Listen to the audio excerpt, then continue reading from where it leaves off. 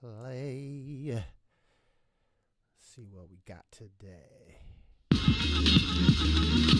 For UFC comfortable. Just grab people up at the behest of ice. So, you see what the Eagles are doing? Talking about how we needed to mate in Jurassic Park. I mean, they have great battles and car shows and now we're working on our next podcast. Right, Karen. I was the first one to record Darnell. I'm not everybody in the room.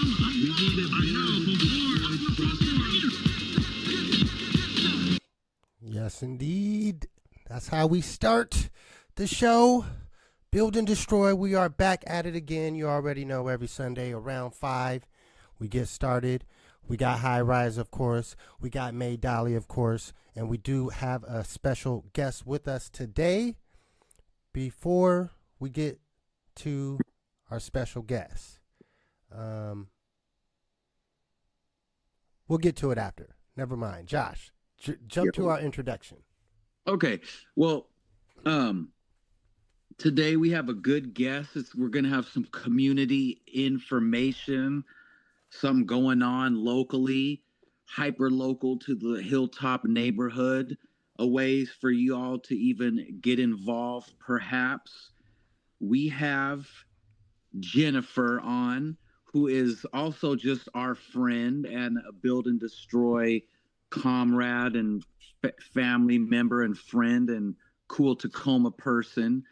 But we'll let her introduce herself if she wants to talk about any organizations that she's here but she's here as our friend, as a down person who's worthy of the fight. This is some news on the anti-gentrification front, which a lot of y'all listening, actually, that is actually what you guys know us from.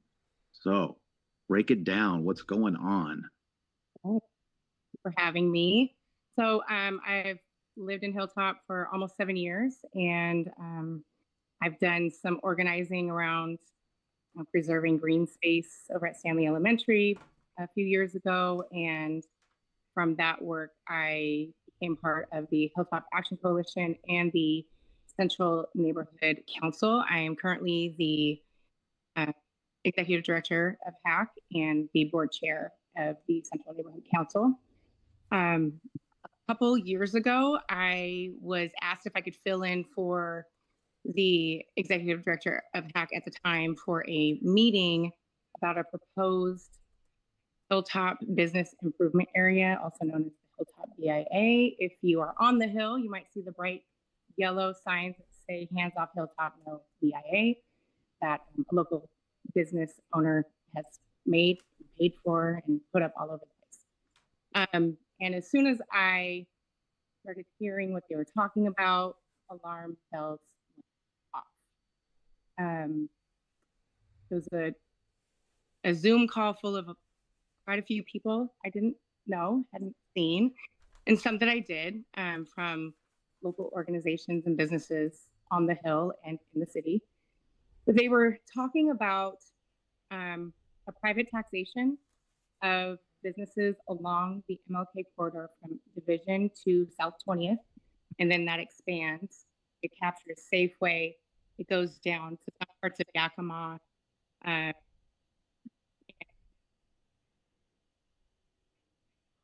They have area to expand more. You're breaking up a bit. Oh, am I? Yeah. Is it better? Yeah, that's better. Okay, all right. So they picked certain areas to expand the footprint to capture different businesses, because what happens is the size of the parcel is taxed based on the square footage by the city. And that goes into a bucket that is then used to pay for services that a private group of people, which would be their board, decides to use it for. When I first heard about it and they were talking about it, it was basically to remove unhoused people. Mm-hmm. They say that today. But that's exactly what they were talking about then. The estimated annual revenue or bucket of money from this taxation is $605,000. And when I first got on these calls, 51% of that was for security. They will tell you that it's for beautification and marketing and litter pickups and events, but that's not how it started. And they have changed the breakdown, but the issues are, I mean, it is a tool of gentrification. And a lot of the small businesses, the tenants in these buildings didn't even know what was going on because it's the landowner that has to sign off on it. And they don't have to tell anybody. But the cost of it would, of course, roll down to those businesses, which would then roll down to us and make the cost of living higher. It also includes all of the apartments on the hill, just about in that area. It also would include any multifamily unit that has 4 units or more, which there are several in this catchment area. Nonprofits, churches, all of that. And they they did no outreach. And so I started looking up this model because I was not familiar. There is one in downtown Tacoma, the Downtown Tacoma Partnership. I think they bring in probably more than $1 million down there. And yeah. And that's been going on for a long time. So they were trying to basically just copy and paste that model on the hill. And I said, we're not downtown. You need to talk to the people. This is going to affect people. And I also take issue with dumping even more money into security when TPD already gets how many millions of dollars annually? We actually already pay for a lot of the services that are supposed to be covered in the BIA through our taxes. So I'll stop right there. And you guys have any questions? I could go on forever, but and I can tell you like where we're at now, but that's the beginning of it. Yeah. I think that's good. Like that's how has it changed a little bit, like you were saying?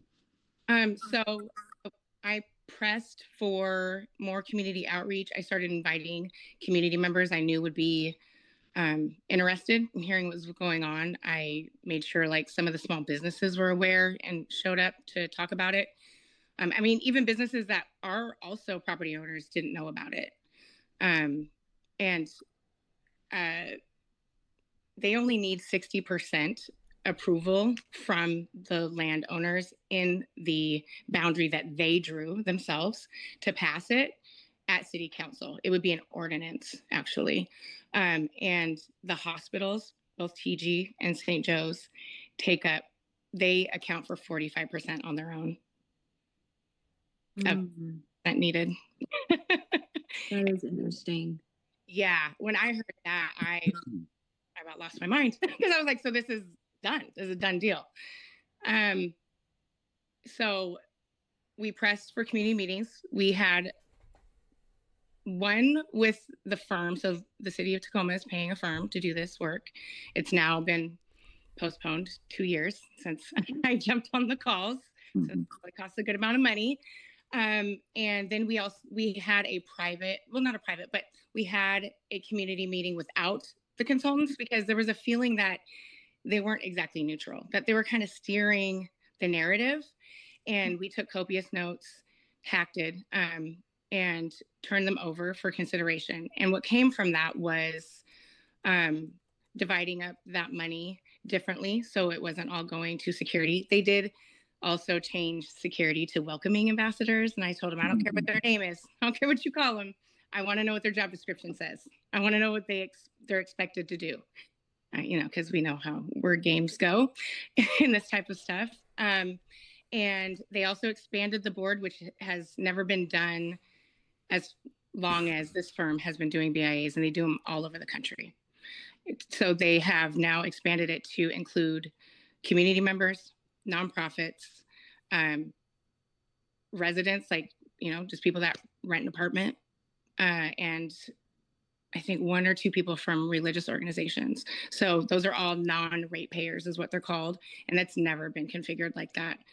So I thought that was, you know, a good sign that we were coming to a place of compromise, because I really have a huge issue with like no oversight, no accountability. These people could, what's happened before in different states is that they use it to fund their own special projects, or the contracts that are made for the beautification or whatever they want to call it. It goes to their friend, their homeboy, their brother, their sister, themselves, right? They can have their own company and just be paying themselves, especially like an inflated rate to take up that money, or it doesn't get spent on any of the things that they said it was going to.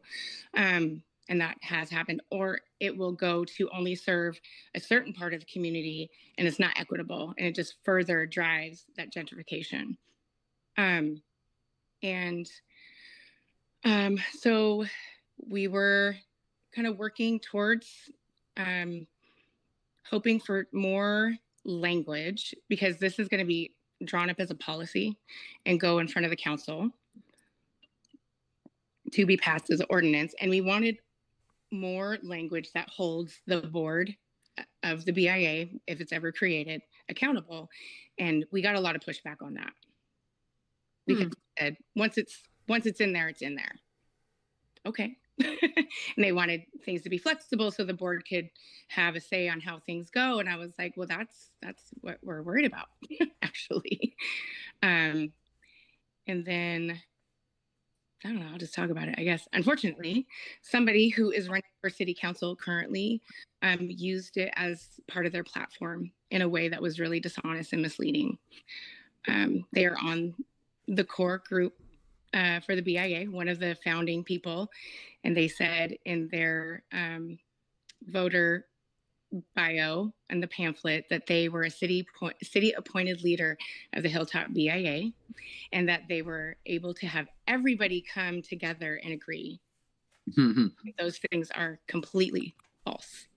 And that was, so when that happened, I said, I alerted everybody, and I said, this is a problem. This is one of the issues also, that people can use something like this for their own personal and political gain. And that's exactly what she's tried to do. And it really, unfortunately, proved everyone right that had concerns. So it's, the petition has been sent out to 200 business owners or landowners in that catchment area to be signed. They do not have the numbers right now. The hospitals have not signed, and Safeway has not signed. Yeah. Interesting. Yeah. Well, I did a public records request for some emails. And Safeway is not interested. From what those emails said, that they don't see the benefit. So in moving forward, what would be your vision in, I guess, what would be your vision in how would be like the best way for the community to move forward as one kind of on this project? Oh, so if it does pass, then, and it goes, so there will be a time where if they get enough signatures, it'll go in front of the council. There will be a study session where the community can show up and talk, state their concerns or their support, either way. Myself and a group of folks, a couple that you guys know, showed up to the economic development meeting, because that's the committee that is over this. And we expressed concern. That was in September. And one of the council members that's on that committee didn't know really anything about it, and they were pretty surprised. And so there will be opportunity, if they do get the signatures, for us to go to council and say, we need to stop this, or it needs to be changed. Either way, if it doesn't go to council, if they don't get the numbers, there are alternative ways to invest in the Hill. And one of them, let me see if I can find this word again. Instead of a BIA, it's called a CIC. And it's because BIAs are really focused on businesses and economic development. And the issue is, a lot of times the community that those businesses are in is not a factor. They are not considered. And so a CIC, let me see if I can, CIC is something that, yay, what is a CIC?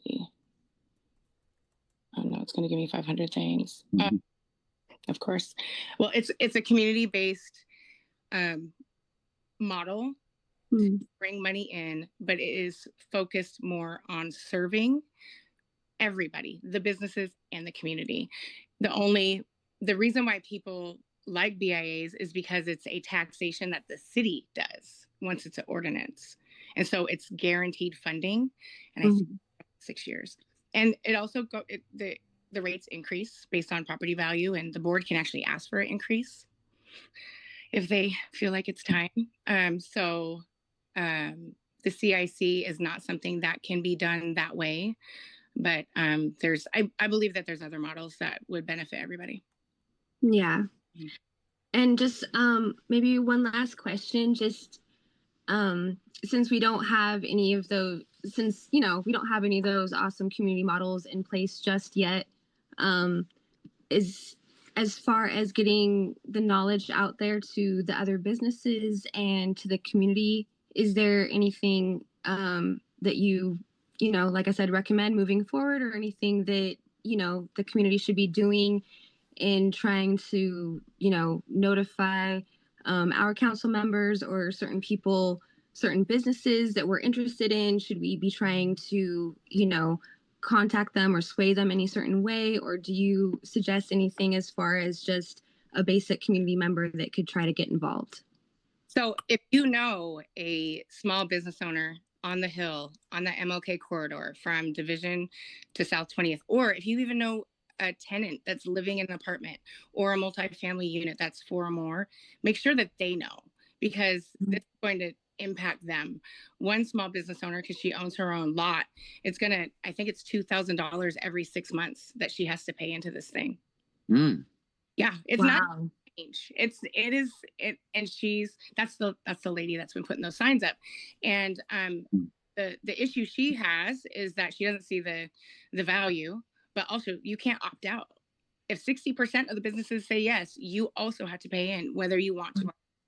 And so I would reach out to the folks that you know and make sure that they do know. And if they need, if they have any other information, I can, I don't know, can you put like contact info in your?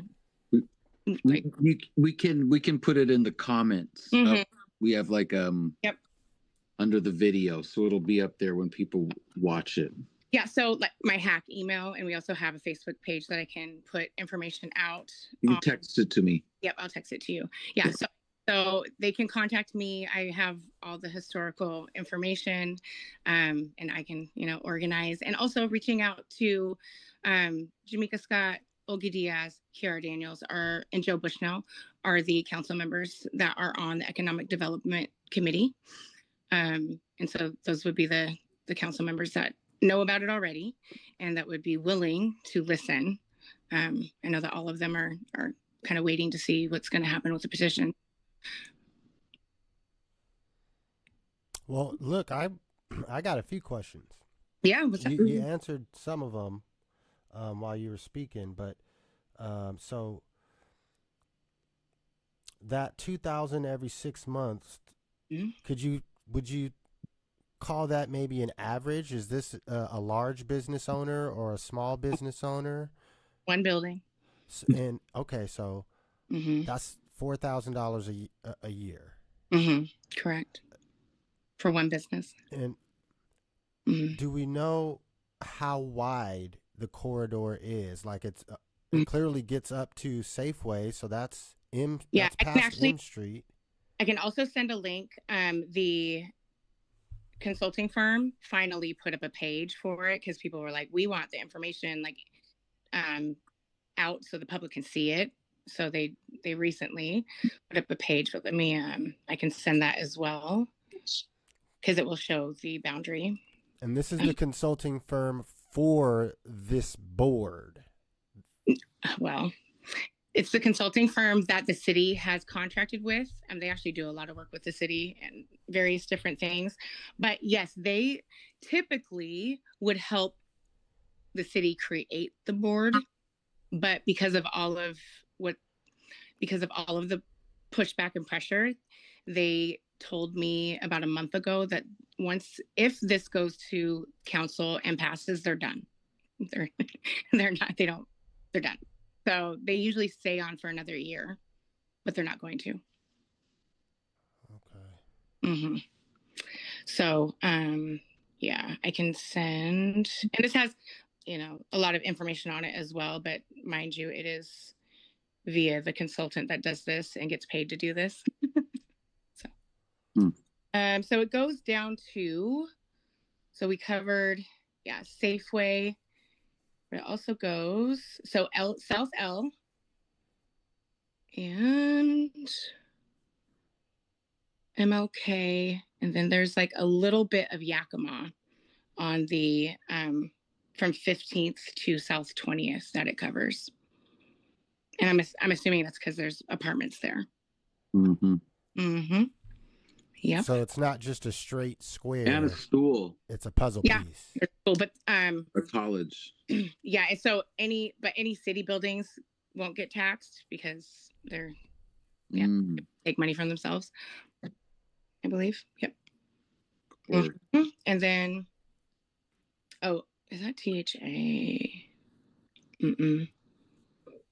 I don't know what that building is, but yeah. So they made sure that they got as many buildings, businesses, and residential dwellings as they could.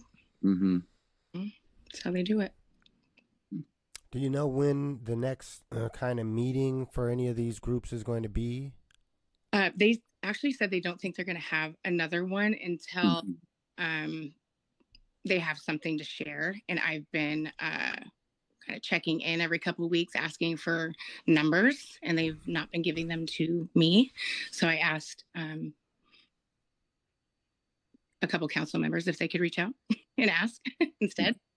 Well, I mean, it sounds to me like at this point, really, if you said the hospitals are 45%, but they haven't signed on yet.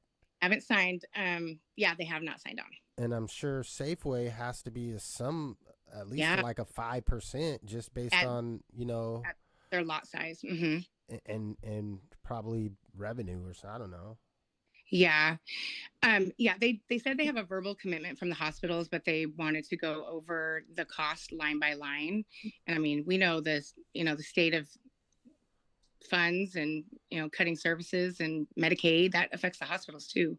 So I would actually if they sign it. But I did hear that they are pressuring them or asking them to sign it by the end of the month. So this is what's wild. If you just do some quick math here. Oh, I want to pull my calculator right on over you guys' faces. We'll do the 605. Mm-hmm. And we'll just say the hospital is doing 45% of that. Mm-hmm. That means they're paying $272,000 a year. Yeah. Yes. I doubt that they're just going to voluntarily do that. Yeah. And what's the actual benefit to them? None of the actual cleanup, what they're trying to do is even in their area. Well, right. And also they already have their own security. And I think that's part of it too, is that it's been stalled so long that these businesses that maybe wanted extra security or wanted some cleanup have already done that. Mm-hmm. I think that's what Safeway basically said, is like, we already have we're situated.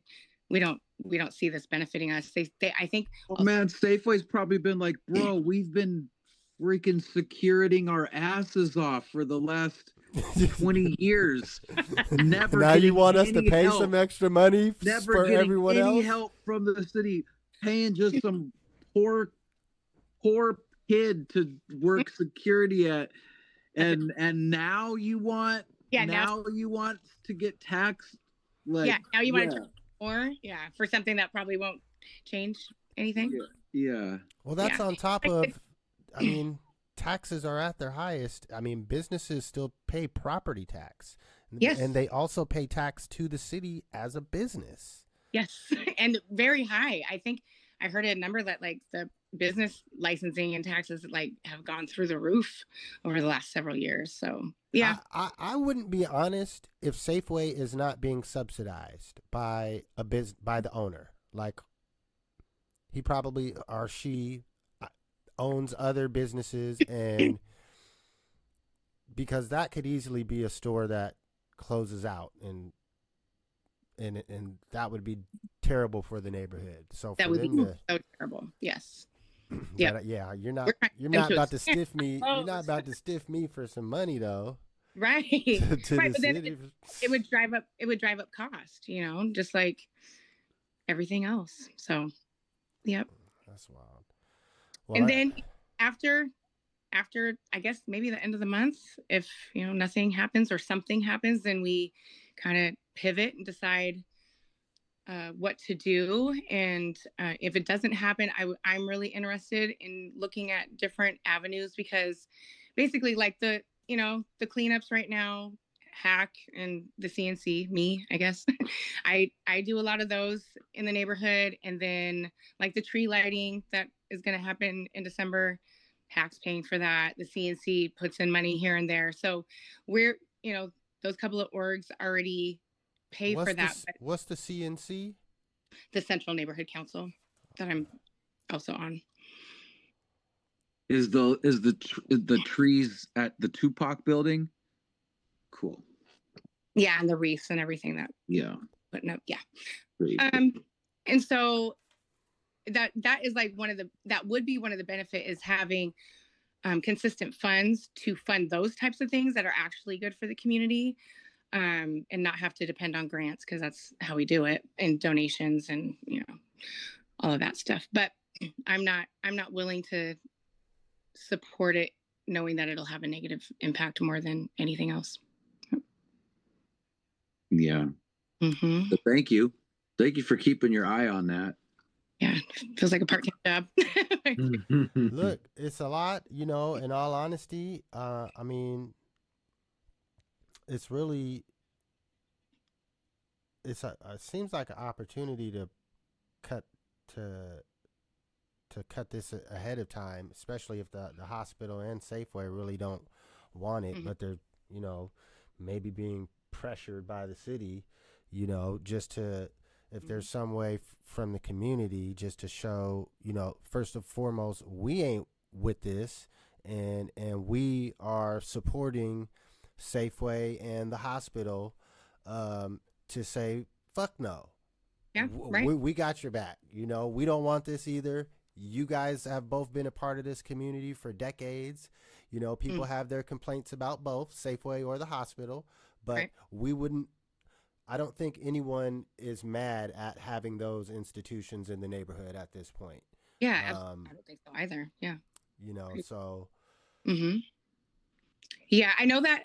So when I was looking through those emails that I requested, they said that like they had some difficulty getting in touch with people at the hospitals, mostly TG, I believe, because there have been turnover. So, yeah, I know that the lady that puts the signs out tried to talk to somebody over there as well. And also, I was told by the consultant at our last conversation that while they were doing the assessments, Thank you. You guys keep going. I got to go hit this. All right. Nah, peace out, man. Love you, bro. Right, and mercy. All right. I love y'all. Mercy. And then we'll have you come back, because there's obviously an update, but just keep going. Yeah. You're not done. Just me. Okay. All right. Hold on. Let me transition him out of here. Boom. Ooh, that went smoothly. Good job. I got a little question. Oh, yeah. How long have you been passionate about this type of work, or was it something that developed over time? No, all of my life, literally. Yep.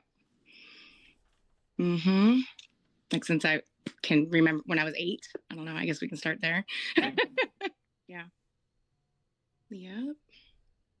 But So the hospital, St. Joe's or the Franciscans, I guess, they don't even own all of the property that their buildings are on. And the I don't know if it was the city or the consultants, like, so they had to redo the math to figure out some of that and actually figure out who owns them as well.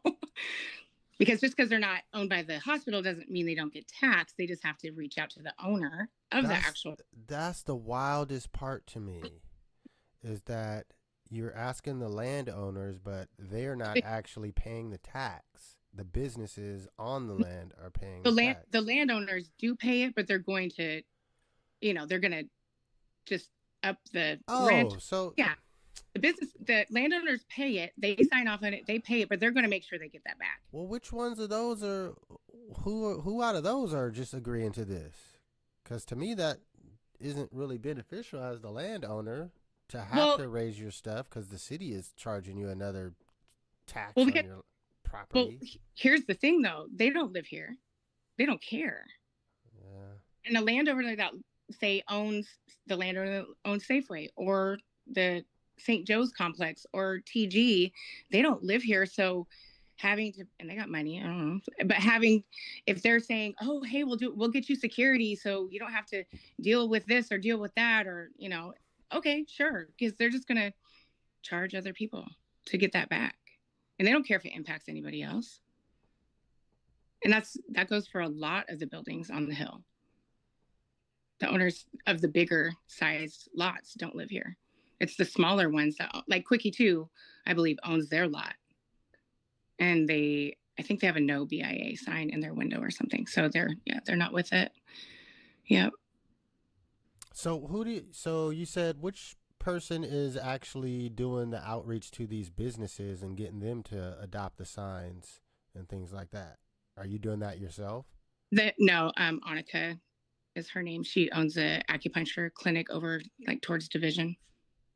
So she's, at the end of the strip, but she ain't. Yeah. I mean, that's because they're trying to scoop up all the money.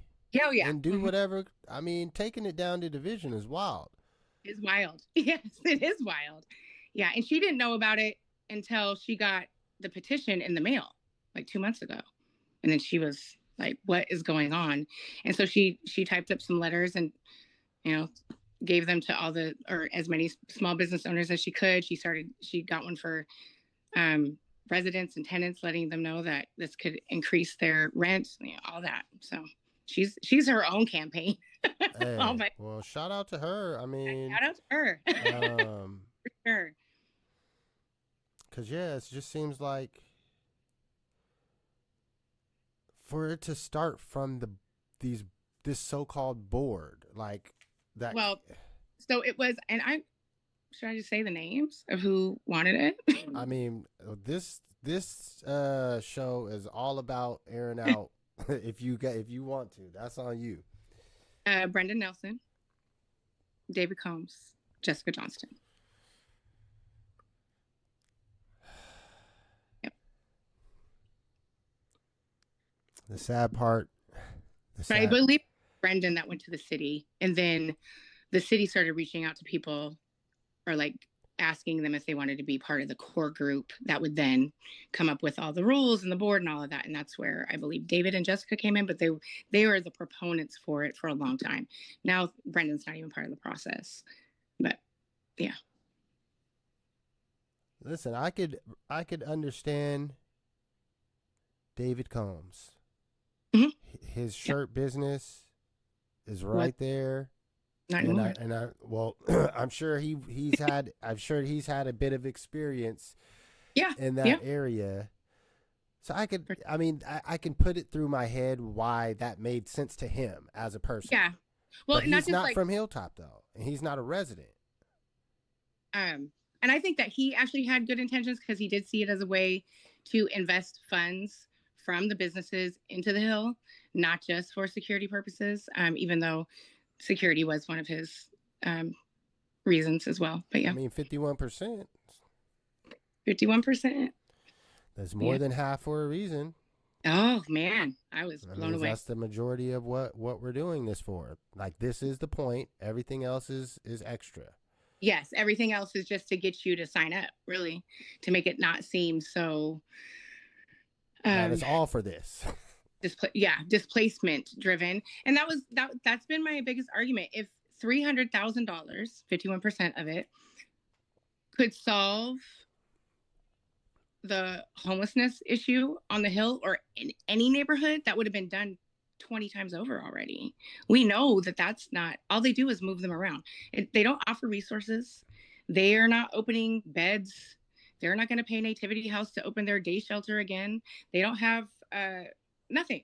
It doesn't come with anything. Literally, it comes with nothing. And the downtown Tacoma one, they talk to them about social norms and laws. That's what they that's what they do. That's where they're, and they have block parties. So. Well, look, again, the whole acronym, business improvement area or some shit. Yep. It is a business proposal. Yes. But this is still a residential neighborhood. Just because it has a business corridor, this is the most impacted neighborhood from development as far as in a negative aspect. Gentrification means people are having to move out. It's not the same when you live in Proctor and they build a whole big building, but you still got your home and you can afford the increase in property taxes. Like, it doesn't matter. You're still cool. But when they do that shit over here, it moves a bunch of people out down the corridor, down south normally to work. And that's the part where it seems like the names that you named, they all should have at least understood that part. I think they did. Yeah, I'm disappointed. Yeah. Hopefully they don't get the signatures and we can start. I really, HAC was on a hiatus. We're waiting on funding. We got it. So in January, we're going to start our monthly meetings again. But I really, really want to start actually being a coalition, not just in name, but in action, and start bringing people together, because we have so many people on the Hill that have good ideas, that have skills, that have, the willingness and the want to do the work. And that's what I would like to see moving forward. Yeah, I think, once you bring folks that do have some fresh ideas, because honestly, I think that's part of what's lacking. I hear a lot of, circular and regurgitated things and plans. Talking points, yep. That, we need to come with, especially with how technology is moving, we need to figure out a way to leverage that to make the changes that we want. Yeah. I agree. So. Yep. So you can join our board, Wicked. Okay, sorry, too soon. All right. hey, I told Lori, I'm trying to get there. I just need to get a couple more things off my plate so I'm not overwhelmed. I know, I get it. That feeling of being overwhelmed, to me, it diminishes the amount of effectiveness that you can put into any given project. And really, I don't want to come in something half-assed and not really contribute to my fullest extent. I hear you, and I appreciate that. But so that's what I got, and I should have something, an update maybe in the next couple of weeks. But and I will text. Should I text you? Want me to text you, like my email and all that, to put in the?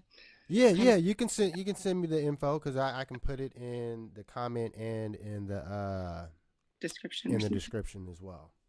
Okay. May, do you have anything?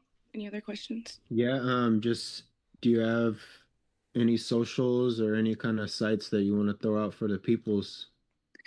Yeah. So Hilltop Action Coalition, I started a new Facebook, because we didn't have access to the other one a few months ago.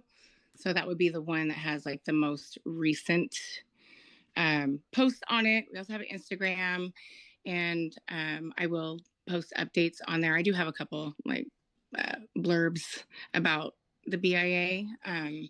So yeah, the Hilltop Action Coalition Facebook page and Instagram, and I'll also be putting information out on the events that we have coming up and our community meetings, and that people can engage with, whether it's about the BIA or just Hilltop in general. Yeah. For sure. Thank you. Thank you. Yeah, thank you so much for coming. And we'll have you back for updates for sure. Okay. Thanks for having me. I appreciate it. Hey. All right. Peace. Bye. All right, y'all. Well, look, man, we a little early for halftime. So we might as well jump into some topic ears, at least for a quick 5 minutes before we throw on some music. We got a few. Right. What do you want to start with? Shit, man. I wanted to give that to you. I was away for the whole weekend since Friday. I was out there in Paulsbo. Shouts to Suquamish tribe for hosting basketball tournament for 13 and up and 13 and under tournament. Heck yeah. That's dope. So you was just watching little kids balling all weekend. Yeah, I was being a chaperone for my son's team. Word. So yeah, I didn't not consume media, but I fell short catching up on some of the stuff I want to do this weekend. Well, if I'm going first, I got to talk about the Cash Money versus No Limit.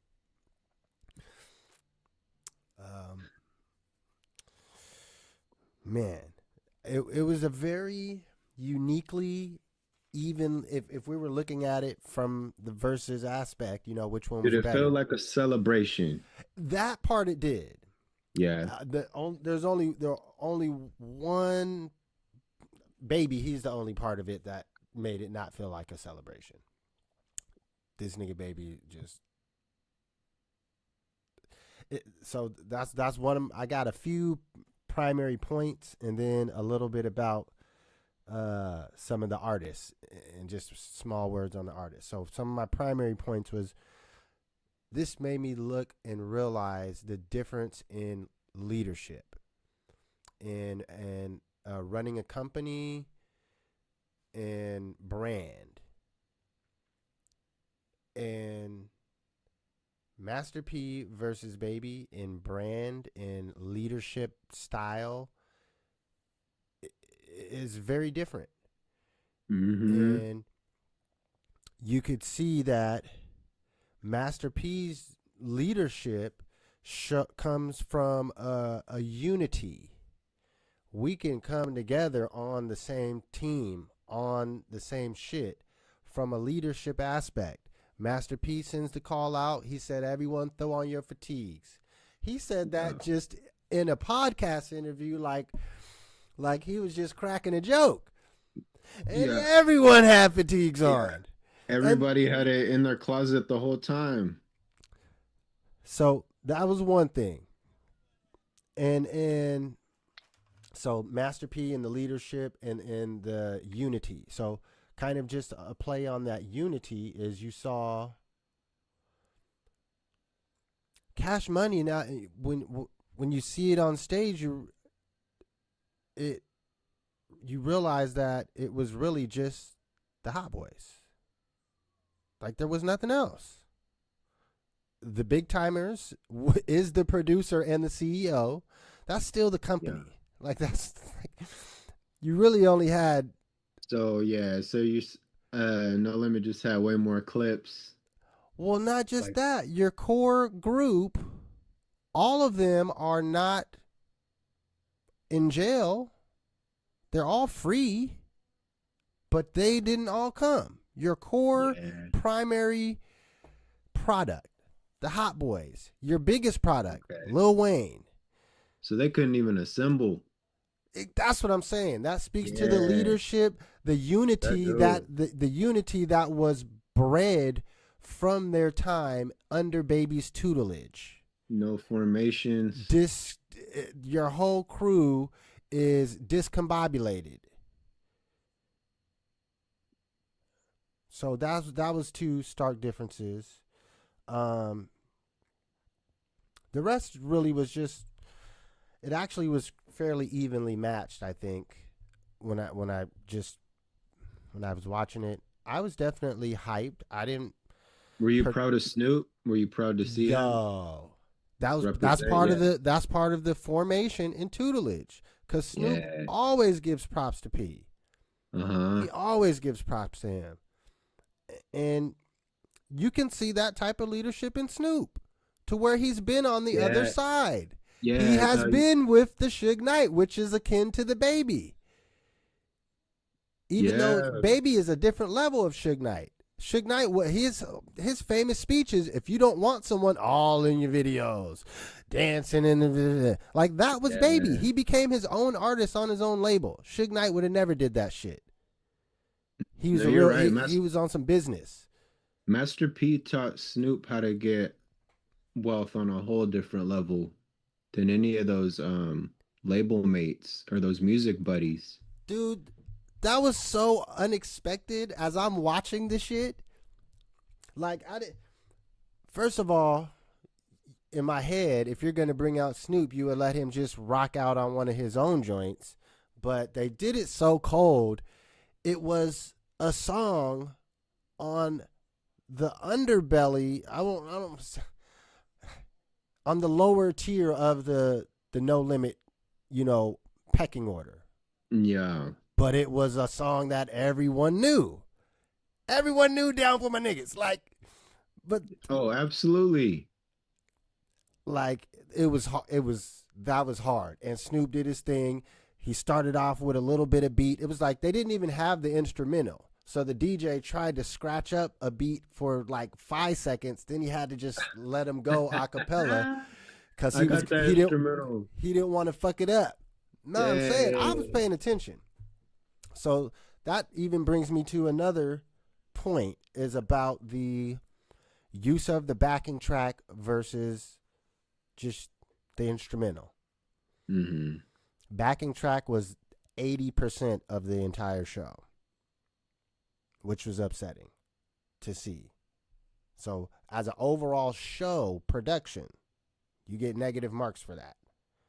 Yep. But the fact that there was maybe 20%, maybe 15, not even 20. Because there was only, Snoop, I wouldn't even count the acapellas really as the same thing. Because Juvenile was just going off, freestyling with no beat, just rhyming, saying shit. That I don't think that you can count that into the show, the set.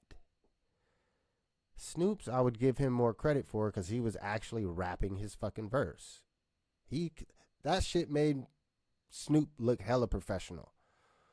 He was rapping C Murder's verse, word for word. They had the camera on him, and you could see him fucking rapping it word for word. Like, he came in, that's him showing respect to P and just the whole No Limit. Like, they helped him when he was at a low point, and this isn't a low point for No Limit, but it's definitely all soldiers on deck, nigga. We need everybody. And Snoop's yo, I got the call. I'm gonna come through with his No Limit chains on and all that. Like, that shit was hard. So to my second point, the backing vocals, this shit made Silk the Shocker. I was never a fan of Silk the Shocker ever. But the backing track on the way he raps. Oh, man. His voice with that's But it was because he was really trying to rap, though. If he would have just, this is the negative side, one of the negative aspects of backing track, is that if you try to rap, you're not on it. And he was trying to rap like his whole shit. But it was like, he's got the disjointed, like, it was wild. It was wild. So Yeah, he moved down a couple notches on my list of rappers. If I'm ranking the top order of rappers of a lifetime, he just lost a few notches. There's some people that just moved up just because of that. And then on the flip side, I don't think anyone on No Limit, I don't think they had I think all of the real rapping came from pretty much Juvenile. I think BG might have had one verse where it wasn't a backing track, maybe two. But Juvenile, he pretty much, it was like they didn't have a choice as the artist. That was what it was almost like. Like they didn't get to choose, and whoever made the decision made the wrong decision. Like at least for Juvie songs, he didn't need no backtracks. He actually sounded good, and he's not like a rapper that I really fuck with like that either. But he had some hits, and when his hits came on, his shit was hitting. So yeah, those I guess would be my primary just points. But in the battle sense of things, look, Mia X, she had a bunch of verses and she was rapping. Even though she had the backtrack, it was like No Limit's backtracks maybe were a little bit softer, maybe. I don't know. But yeah, as far as No Limit goes, she, I think, had the best consistency, and she rapped probably second as much as Master P. You know, he rapped the most because So yeah, I guess because I know they were saying, this ain't like a battle, this is a celebration, but yeah. we could still make a battle out of everything. So I Yeah, would say I mean that's what we're gonna do.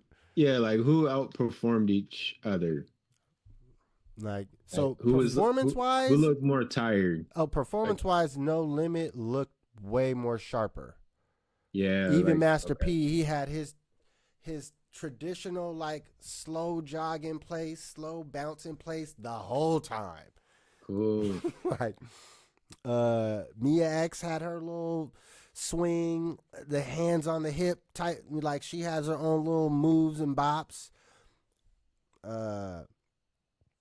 Choppa came out like his shit was ringing off. They cut his shit off because he was about to. I'm telling you, when he said, "Now let me walk with it." No, he got to the walk with it. They cut his shit off because it was about to. It would have been over at that point because it was getting to the end. They was like, "Yo, we only got a couple songs left." Right after they cut his shit short, because yeah, his shit was. It changed the trajectory. I think P he had a good lineup of songs the way he configured it out. Cause yeah, his shit came out. It was almost like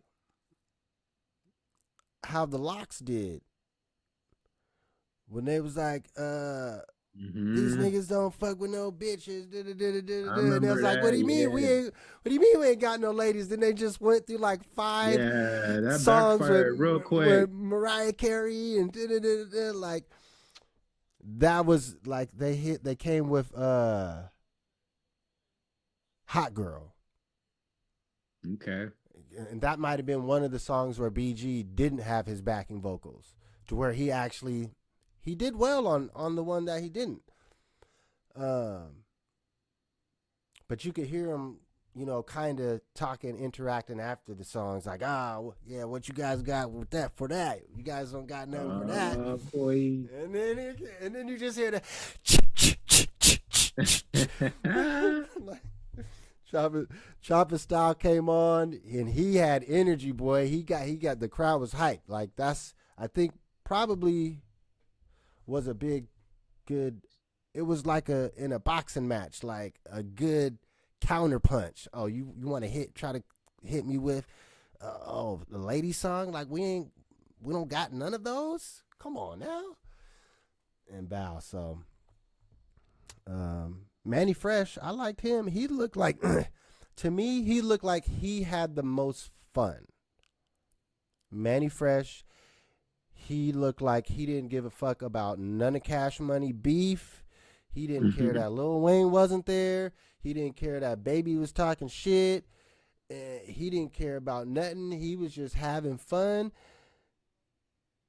And he was rapping. I mean, it's not like he's lyricist or anything, but he still was at least rapping his parts in all the songs. And he's got quite a few parts as being a producer. You know, he's on a lot of their hooks. Good. And then rapping with a couple of the Big Timer songs. You know, they had a couple. So yeah, he looked like he had the most fun. Who else? And just the two most outrageous parts of the show was, number one, they played a Millie. And Lil Wayne's not there. They just played the song.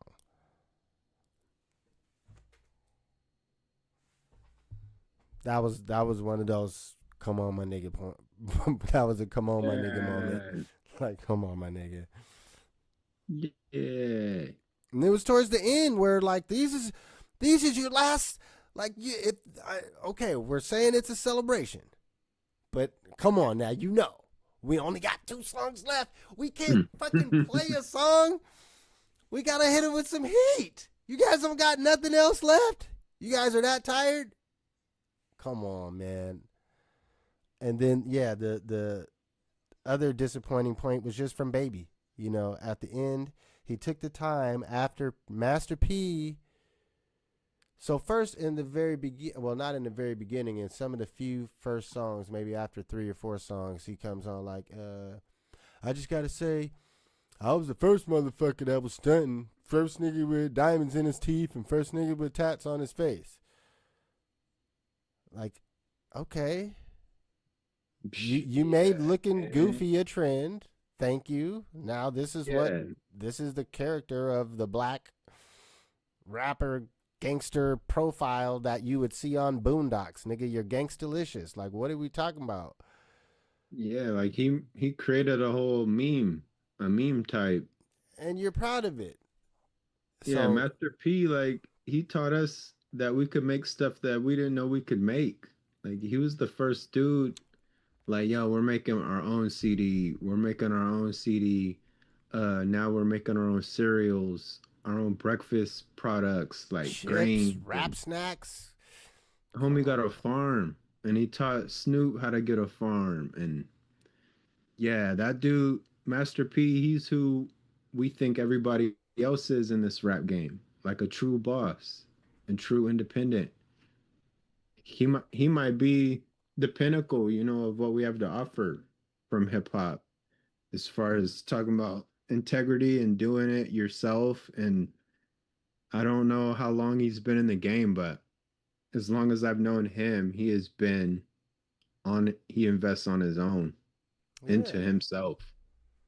And you know, who knows what all of everyone else has done? I mean, that you don't hear about. I mean, first he raised a successful son.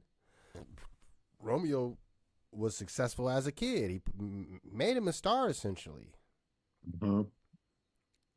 To where you know about business at a young age. You teach Snoop and put him on the game after he, you know, breaks away from Death Row. Who knows about who else that he's tried to give tutelage to in his crew throughout his career. I mean, think about how many people he may have tried to give game to that just didn't listen. Yeah, like people make fun of down south rap when it came out, and they want to hit him with that bling era shit. But the way that man moves and the integrity he carries, like, he's more hip hop than a lot of y'all cats. Just the way that he's moved and the fact that his report card is really thorough. Bro, Like he's a really deal invested like, in himself and in his people. Yeah, like his jacket is clean. Think about all the artists that they actually had. Like, he's put, and they're all pretty much from New Orleans. Mm-hmm. It's like he And wasn't it was going on. outside searching the talent search. Nah, I'm putting on all the homies that have any talent from the hood. Come roll with me. Yeah. You might And not be a superstar, but maybe you're not meant to be a superstar. But you're gonna survive with me. I'm gonna give you, a decent run to make some money, and then try to teach you to flip this into a laundromat or a Burger King or yeah. whatever, you know. And like what you said about with this pod stuff, like that consistency is key and how you got to be on a regular schedule and whatnot. Like No Limit was doing that with the records. It was a reoccurring thing. Like bi-weekly, you were getting hit over the head with albums. And Bro, they was promoting the other albums in the album. yeah, they were Like really that was a new level of marketing. Come on they, now, you open up the album and it's promoting other smashed. artists' albums on your label. That's wild. They smashed it.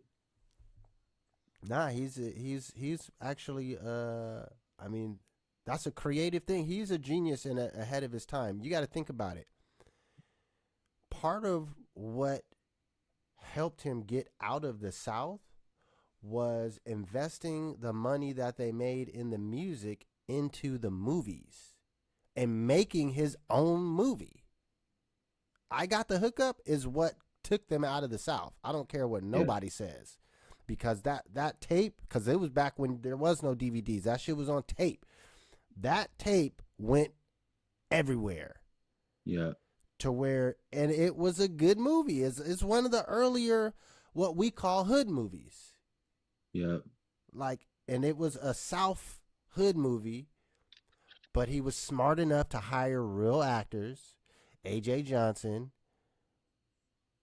was popping. And then you look at the concept of the movie, right? Like the concept was, it was giving you a sneak peek into his mental and just how his brain works. Hustling. Because even in the movie, yeah, it's just a bigger version of who he already is.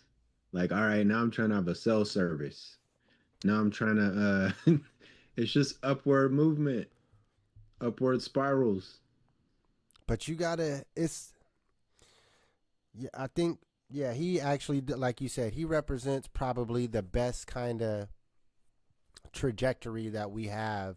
That's as far as like scaling. And I wouldn't say unscathed. I mean, he's had some turmoil with his son and family issues a bit, but I don't think you can discount someone's contributions to the hip hop music and culture. And part of that hip hop culture is entrepreneurialism. And so, not everyone gets it, especially as artists. It's hard to just get, but in all honesty, he's a person that put some of that shit in us. We're talking about it because it clicked. Because we bought the CDs and saw we saw that he had fucking cereal. So we might not have the same motivation and drive on the entrepreneurial tip, but I think he is an important figure in hip hop that has made that it is a part of hip hop, is being creative, not just in your music craft, but creative in how you can make money and it be legit, or in the movie case, not legit. I mean, what they were portraying in the movie, but then in the case of actually making the movie, it's legit. I can't remember how much money they said he spent to make that movie. It's what would definitely be considered a low budget movie. But in the world of making a movie, no one does it by themselves because it's cost too much money. Yeah. So you get investors. That's what producers are. A producer is the person that put up money so you can make the movie. They make words sound different in different industries, but that's what that means. Yeah. A producer is someone that's giving you money to make the movie. And if they're giving you money, then they have a say in what you're making. And when you get to the executive producer, that pretty much means you have put up the most money. Out of everyone that put up money, I put up the most. So my name says executive producer. And I'm Yeah, I keeping heard track of how that. much money you're spending. So when you're, you're taking too many days to shoot this one scene, I'm on your ass. If I want to get my money back, if I give you $2 million, you need to fucking make this movie. Because if you don't make the movie, then I just lost $2 million. And that actually happens in real life. There's plenty of movies that got started and never got finished. And you'll never see anything because they ran out of money. Shit, that's what essentially was going on with Spike Lee when he made Malcolm X. He had to get motherfuckers to kick in as they're making the movie because it was costing more money than he originally planned out. So he's hitting motherfuckers up. So look at the fucking Spike Lee, look at the Malcolm X credits, and look at all the producers. Yeah, I'll remember that next time. Yeah, look at any movie that you'd consider to be a low budget movie and look at the line of producers. Those are all the people that, maybe you only kicked 10,000, but you kicked money for this movie to get paid, to get made. And your cut you might not even get your $10,000 back. Maybe you only get $5 back. It depends on how much the movie makes and even if you can get the movie onto screens. I mean, the movie business is a whole game. You got to go and shop your movie after you make it and go out to these festivals and all this type of shit. Take it to Netflix and have meetings with them. You let them watch your movie and then them tell you if they want to put it on their shit or not. Master P would have made his own Netflix. What you guys don't want to? You guys don't want to do my movie? Okay, I'm gonna drop it on YouTube. Fuck it. Yeah. I might not get all the money, but they'll give me some money. I mean, I'm Master P. If 1 million people watch this one video, it's got to generate some money, and I can spin off and sell my own ads, and go to people now on a second time and say, "Look, man, I dropped this video. I got 1 million hits in a month." I can go back in there and chop an ad for your business right at 30-second ad at this point in the video. We're already at 1 million in a month. By next month, we'll be at 2 million. So essentially, a 30-second ad to 1 million people. How much is that worth to you? Mm-hmm. And if you don't got enough money, if it don't make sense, then you're not the right person for the ad. I'll find someone to spend this money. Master P would. Yeah, you want to know the hardest thing that I've probably seen from the Master P just displays is the I think it's that movie Uncle P, maybe. But it's a movie about his life, him starring himself, and then him having his own products as props for the movie. I'm like, that's like looking at like a face inside of a face inside of a face inside of a face. Like Master P, he went ham with that. That was way back in the day. But it was like more, it was more of that subconscious plugging, like stuff in the background. And it's like, oh, you get older and you're like, oh, that was his company too in the movie. Like the box in the back. So yeah, he's just, on a different level of thinking. that was to him, man. Hell yeah. I'm glad. Look, I didn't even intend to just go on a tangent about Master P and business, but it just, it made me think. Yeah. That was probably my biggest takeaway of the night, though. If I was to just think about the whole experience in general, it was just, there's different leaders, and sometimes we don't think of it like that. We think all leaders are like good. Like Baby is still a leader no matter what. Mm-hmm. But what look at the people under him.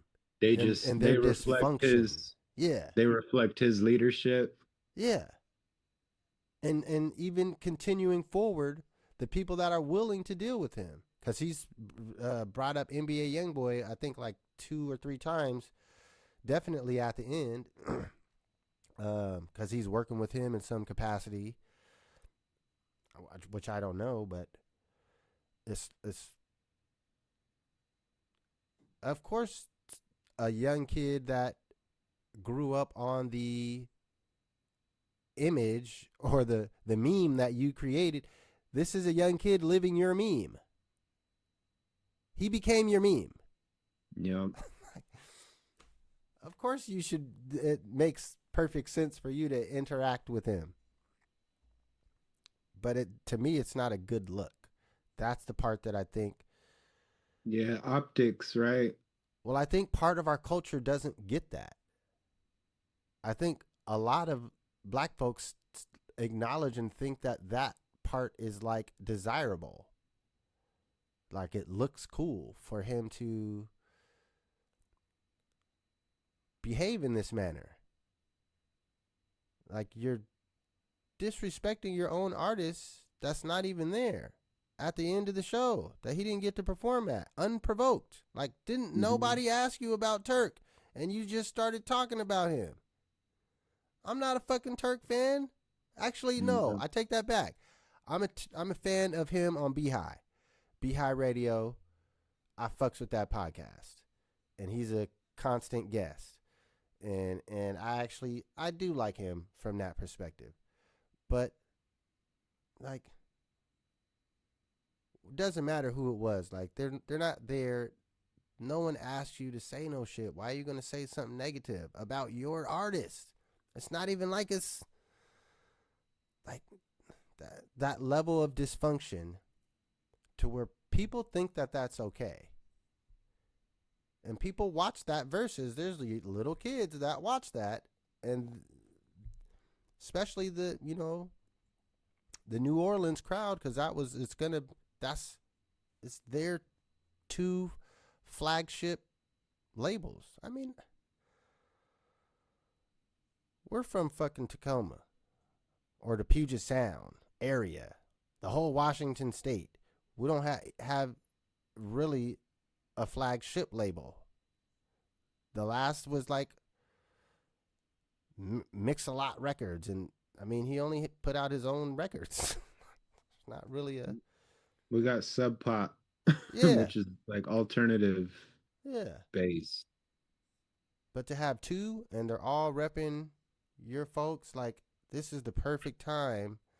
It's the end of the show to show unity. If you were gonna bring up his name, you could have said, "I'm sorry that you weren't here. We love you." Not call him a bitch. Like, what? In what fucking world are we living in? But again, to me, it just comes down to leadership. And, I mean, I don't have nothing against Baby. He's never hurt me. I wish him well. But, I mean, most regular people steer clear of folks like that.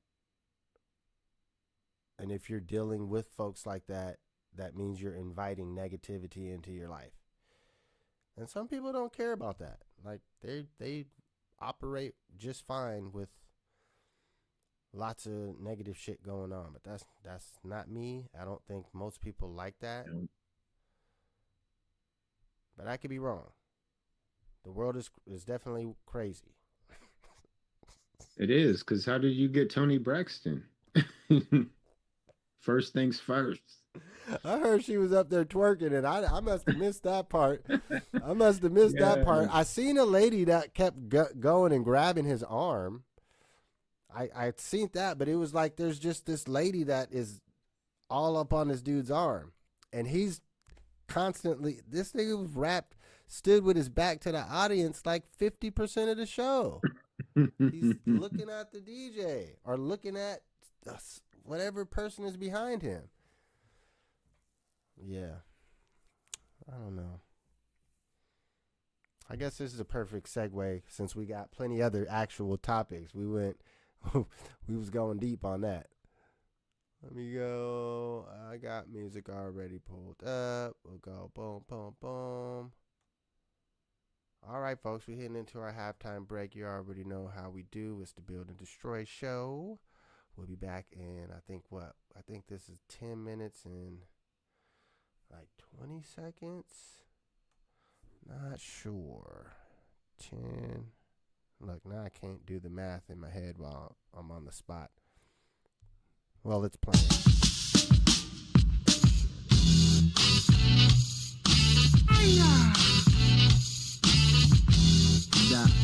Adaptable.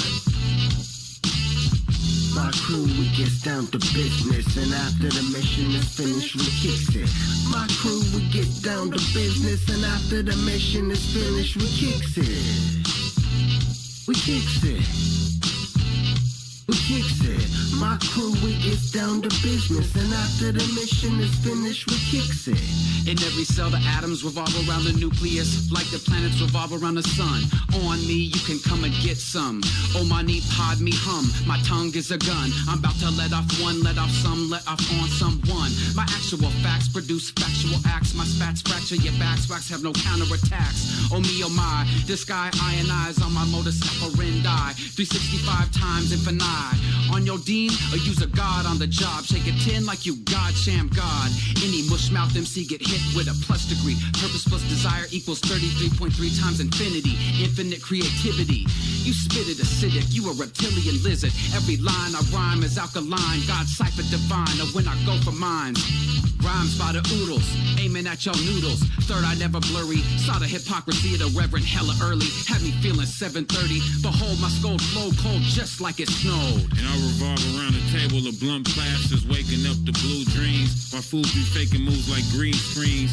My brother made a restaurant, her face turned red cause he lost his lease. Quoting scriptures from ancient Greece. I just roll 10 swishers and look at the pictures. Because the weed is much thicker.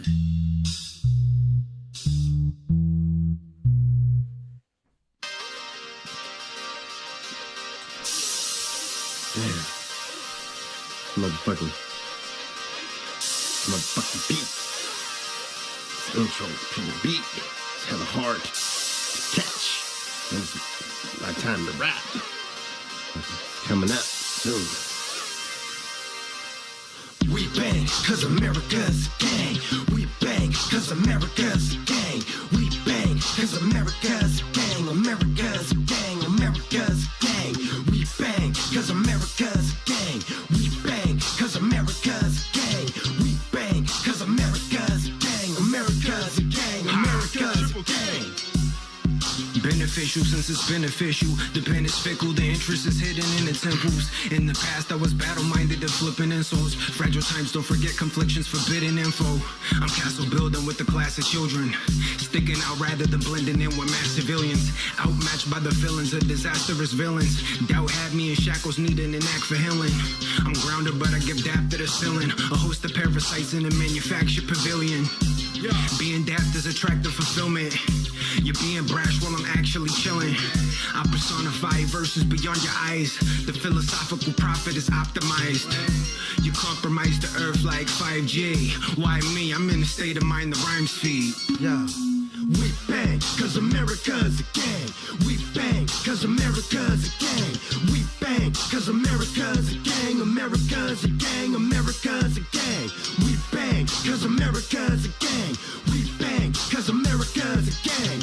We bang, cause America's a gang. America's a gang. America's a gang. The devil ain't on his way, he's already here. Our worst fear, our leaders, our prophets are hunted down like deer. It's a killing field, it's a killing season. It's a simple reason they don't want us here. It's have-nots will always rise up, that's clear. Rich kids will always mimic us, oh dear. The devil's worst fear.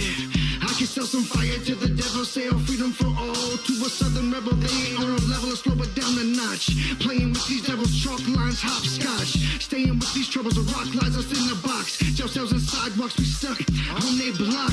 Slow it down, roll it back is what they say. The game is set up for us to fail in every single way. And so you pray, but you can't hide when evil calls your name. Say yourself, America is a gang. We bang, cause America's a gang.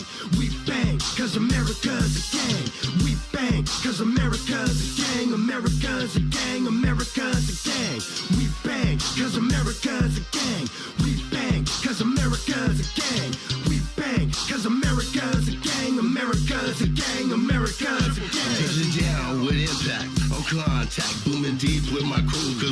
about that. Sorry about your broken door, we here for the contract. So come on now, man, your time is up and provide that. Abdicate some of that power with no slide back.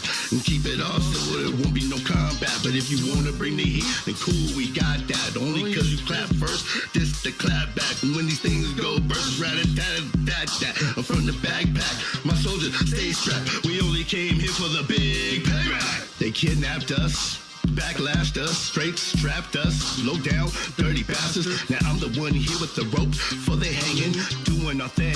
American gang banging, so feel the pain of a 500-year thunderous steam of black rain here. And when we on the attack with intensity, you know they're gonna feel the stain from you and from me. And so let me explain, I got about a million ways to bring my list and read every name of a fallen brother, sister that's been slain. Just a moment of silence. Now hold up for a second, let me refrain. It all adds up to a goddamn shame. Fuck the Constitution until it gets rewritten through a revolution. Fuck the Constitution until it gets rewritten through a revolution. Fuck the Constitution until it gets rewritten through a revolution. Fuck the Constitution until it gets rewritten through a revolution. Should we start this dream again? Bear with me, bear with me, bear with me, bear with me.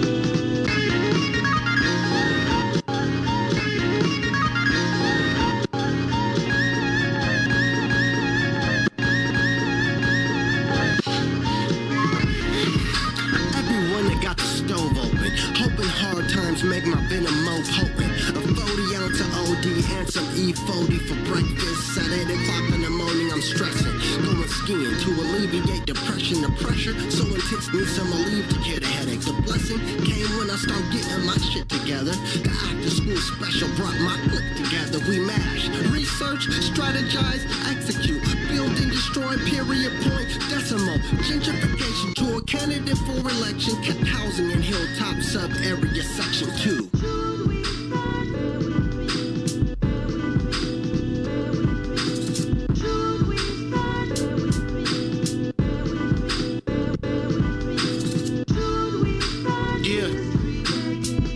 To understand where we've been, huh?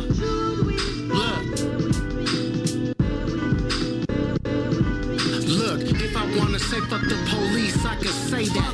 Some gon' disagree, others gon' stand and clap. If I say let's make the hood a better place, some gonna love it and others gonna hate. If I say look, they killing our kids, some gonna turn their heads, others wanna see them live. If I say we bout to march on this concrete, some gonna move their feet, others gon' stay asleep. If I say I'm having a drink on the curb, some gonna frown, the others gonna blaze herb. If I say fuck Donald Trump, some gonna snitch, others gonna fist pump. If I say Hilltop is life, some gonna throw gang signs, others wanna make it white. If I say BAD is the truth, nobody can say shit, cause here's the fucking proof, nigga. All in your face.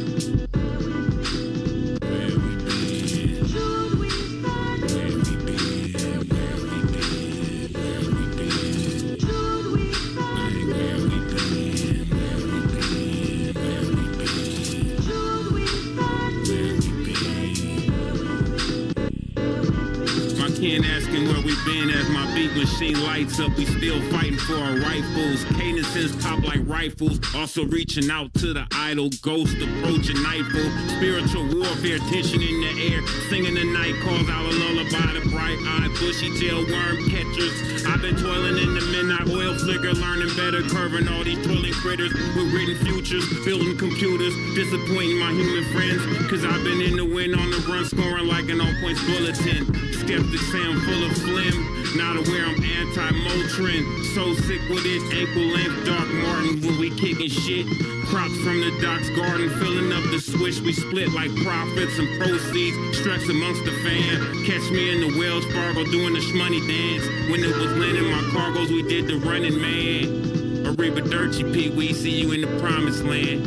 Time change, motherfucker, like daylight savings. Keep our celly in the microwave, ducking the agents. Should we start this dream again?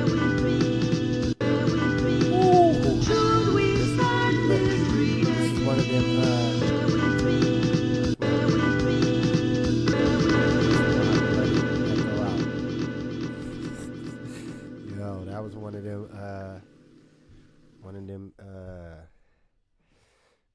classic slapper right there. Yeah, I was getting lost in that one. Nah, I just be, I remember in those times, man, just trying to come up with ideas, and that was one that had, it had like a little hook already built in. So it's like you get a concept. I think we talked about that before with probably a couple people. The name of the beat. Yeah, you can kind of preload it. You could preload it with the ingredients and essence, and it ends up coming out when you bake it. Hell yeah, that was one of them ones right there. All right, well, yes, we're back. Second half, Build and Destroy show. If you haven't hit that subscribe button, go ahead and do that for me right now. We appreciate it.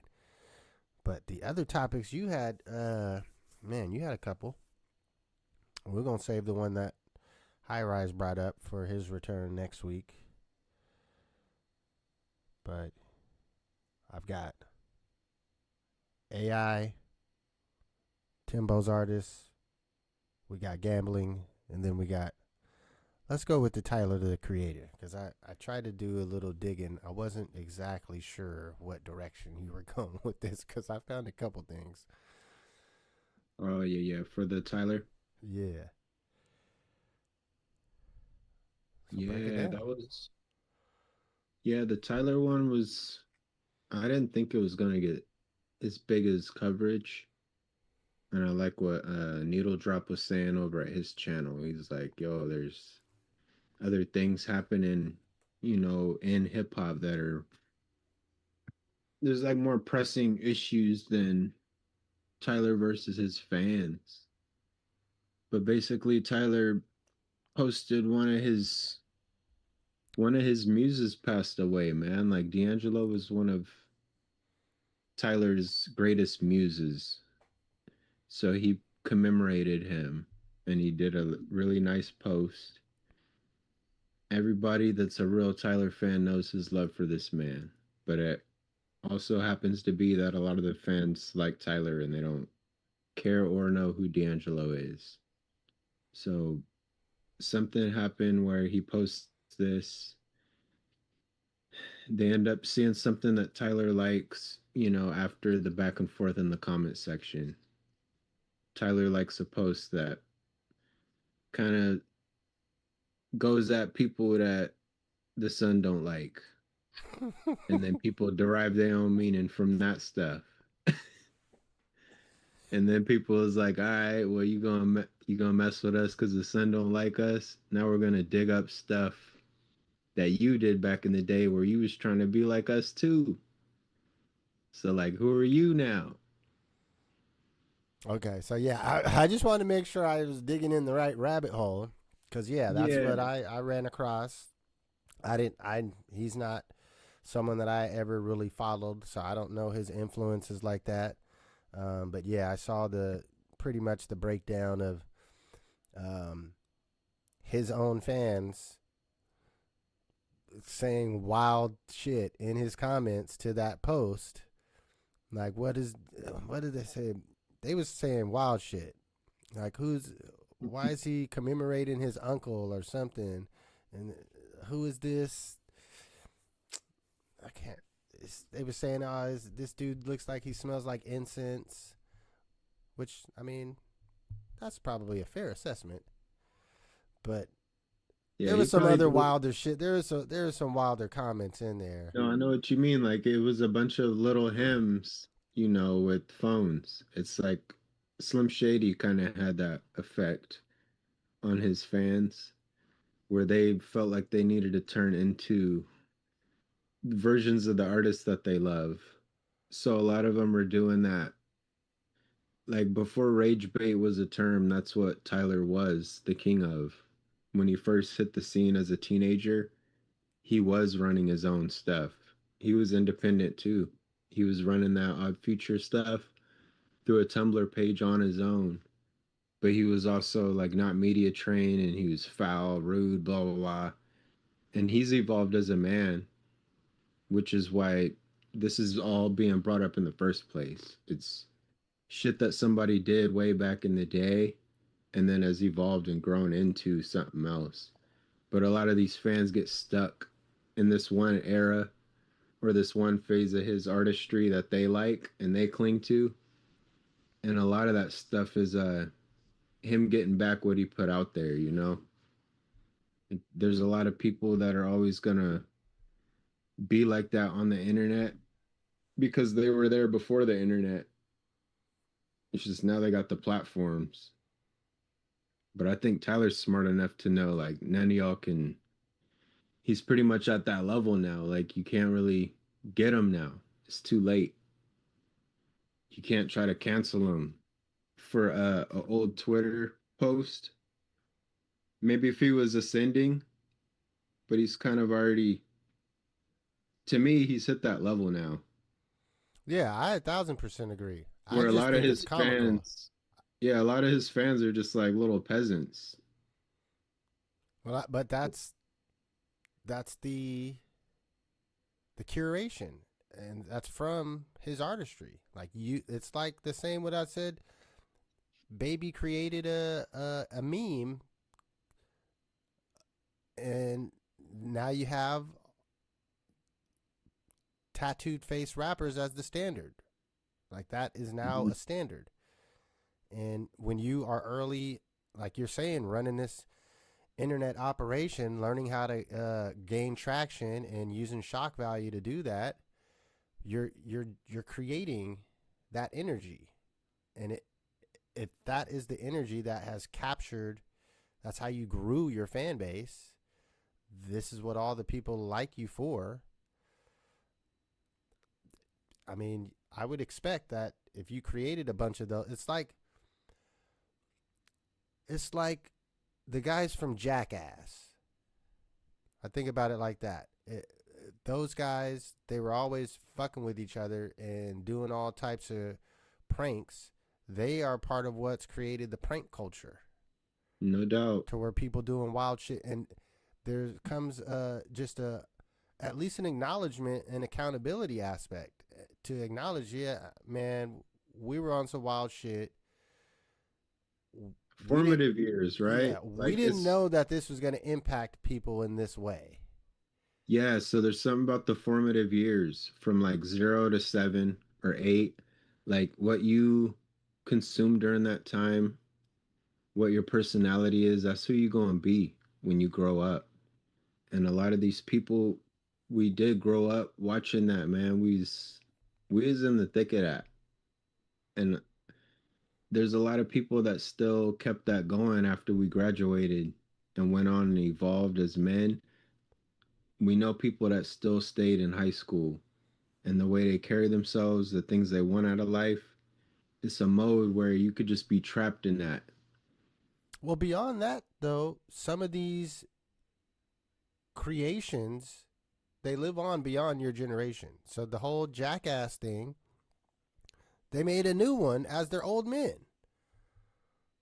Because it was already in the ether. People were asking for it for years because they had created that whole niche. It's just the character now. Yeah, so it's like new kids discovered that. This is the age of the internet now, YouTube. You didn't have to be there to see it now. And certain pages are dedicated to regurgitating old 90s and 2000 type stuff.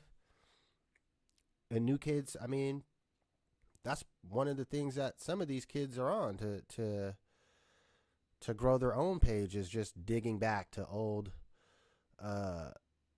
nostalgic things that were way before their time and promoting it to their youth audience. But yeah, that's all in the same vein, the whole jackassery. I mean, the Tyler, the Creator, their Loiter Squad TV show, that's a direct lineage from that. And yeah, I think that whatever backlash that he's getting, I mean, it's expected, but like you said, I think he's beyond it. He's too big, and if I don't follow him enough to know of his evolution, but I would trust what you say that he's evolved and has grown and matured, and he's not uh, promoting the wild and crazy teenage type antics. Yeah, well, freaking Tyler's like a metamorphosis artist. So every album, he it's like metaphorically and literally, he'll change appearance, mindset, musicality. It always changes. So uh, people are fans of Tyler for different reasons. Some people are like, yo, I like this and this only. The other stuff I don't mess with. Like Tyler's one of them artists. He ain't like a Nas where the average Nas fan can be like, yo, I can work through all of them. Like there is skips, but I can bump his stuff.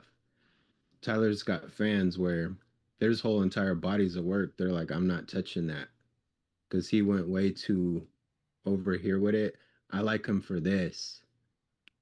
And then as Tyler grew as an artist, he doesn't even like some of that other stuff. He's like, I'm gonna work on new ground. And the further he gets away from his fans is it's kind of the closer he's getting home to himself. So the older Tyler gets, the more he's unapologetically himself. And I feel like the more just kind of like Prodigy, straight to the point, like a vulgarity, but not in a bad way. It's just like blood curdle truth. Like it takes years to get that comfortable in your skin.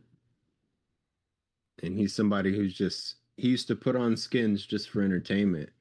And now I think it's about shedding skins. But some of these fans fell in love with these skins that was just temporary. That was for the gig. But that was never a lifestyle like I'm using this now for the rest of my life. He has so many phases. And I'm sure there's a lot of fans right now that are mad at other fans. Like it's inner turmoil. So I do feel Tyler's above it all. I feel like everybody's arguing amongst themselves. So this just takes me back to leadership.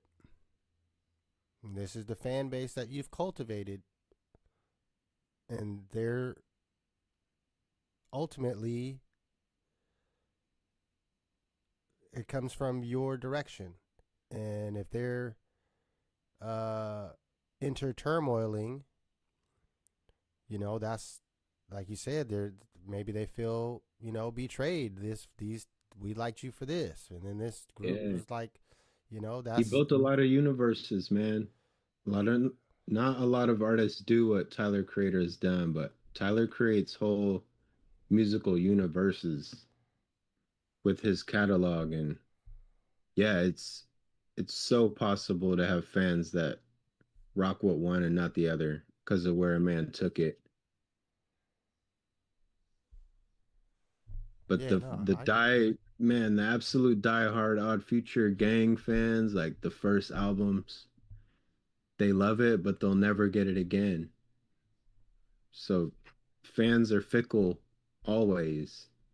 Even without the D'Angelo stuff, fans are they usually have a fickle mindset in general. yeah, I could see that. Like you love to critique, your favorite athletes, artists. It's kind of in our nature to we want them how we want them, how we need them. Yeah, but yeah, to me, I feel. I mean, I can't even speak from a point of experience because these folks are artists at a level of influence and fan base that we can only kind of imagine what it's like. Um, as far as the creative aspects, you know, we talked about this a bit, not the last episode, but the week before on um, which I actually put more thought into, this whole concept of making a project from a youth teen perspective, even though I'm not a youth or a teen, like a nostalgic throwback. I've been thinking about it.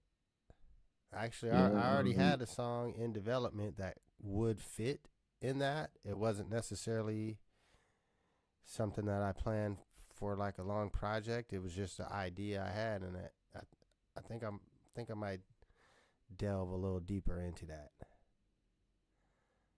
Like that is a fun journey. Like you know, the Black Super Bad in a rap album. Yeah, I could. You know, Yeah, I see it all the way. the coming of age, that one summer. Yeah, I'm gonna figure it out. I'm gonna start. Nah, I've been thinking about it. All right. Well, The only thing even similar to that I've ever heard is Sky Zoo.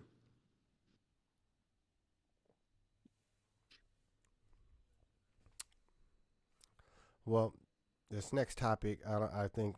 I mean, if you have any sort of social media, you have heard about the damn NBA gambling. Yeah.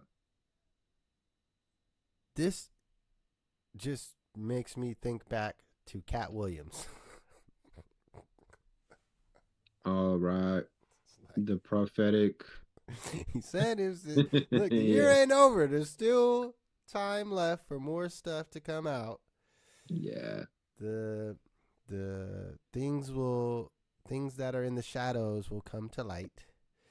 And this was and still is evolving as just the wildest. So I get my only take that I can give that maybe different than I've really heard is just the bad guys got to these guys and got them pinned down. There's just, well, not all of them. Some of them are dumb, but like, so yeah, shaving minutes for your homies to make money, that's just dumb. If you make tens of 20s of millions of dollars a year, you make over $20 million a year, and you're shaving points to make 200,000. Yeah.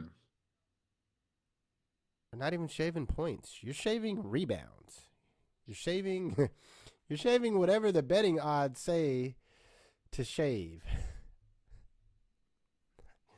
It don't make no sense. It really doesn't. Like, even the homies, like, whoever came up with the idea,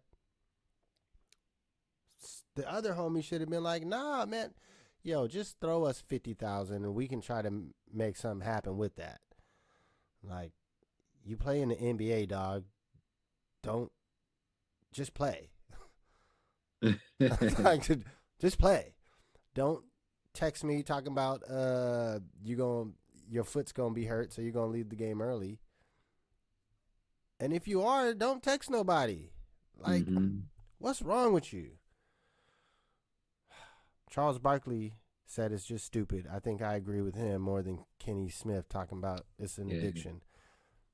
Now, maybe I take this back. Maybe you are addicted to making stupid decisions. Yeah. Maybe you know it was dumb, and that's like you're addicted to that, to doing dumb stuff. And you just can't help yourself. I think that's a possibility that hasn't been explored. An addiction to doing dumb stuff.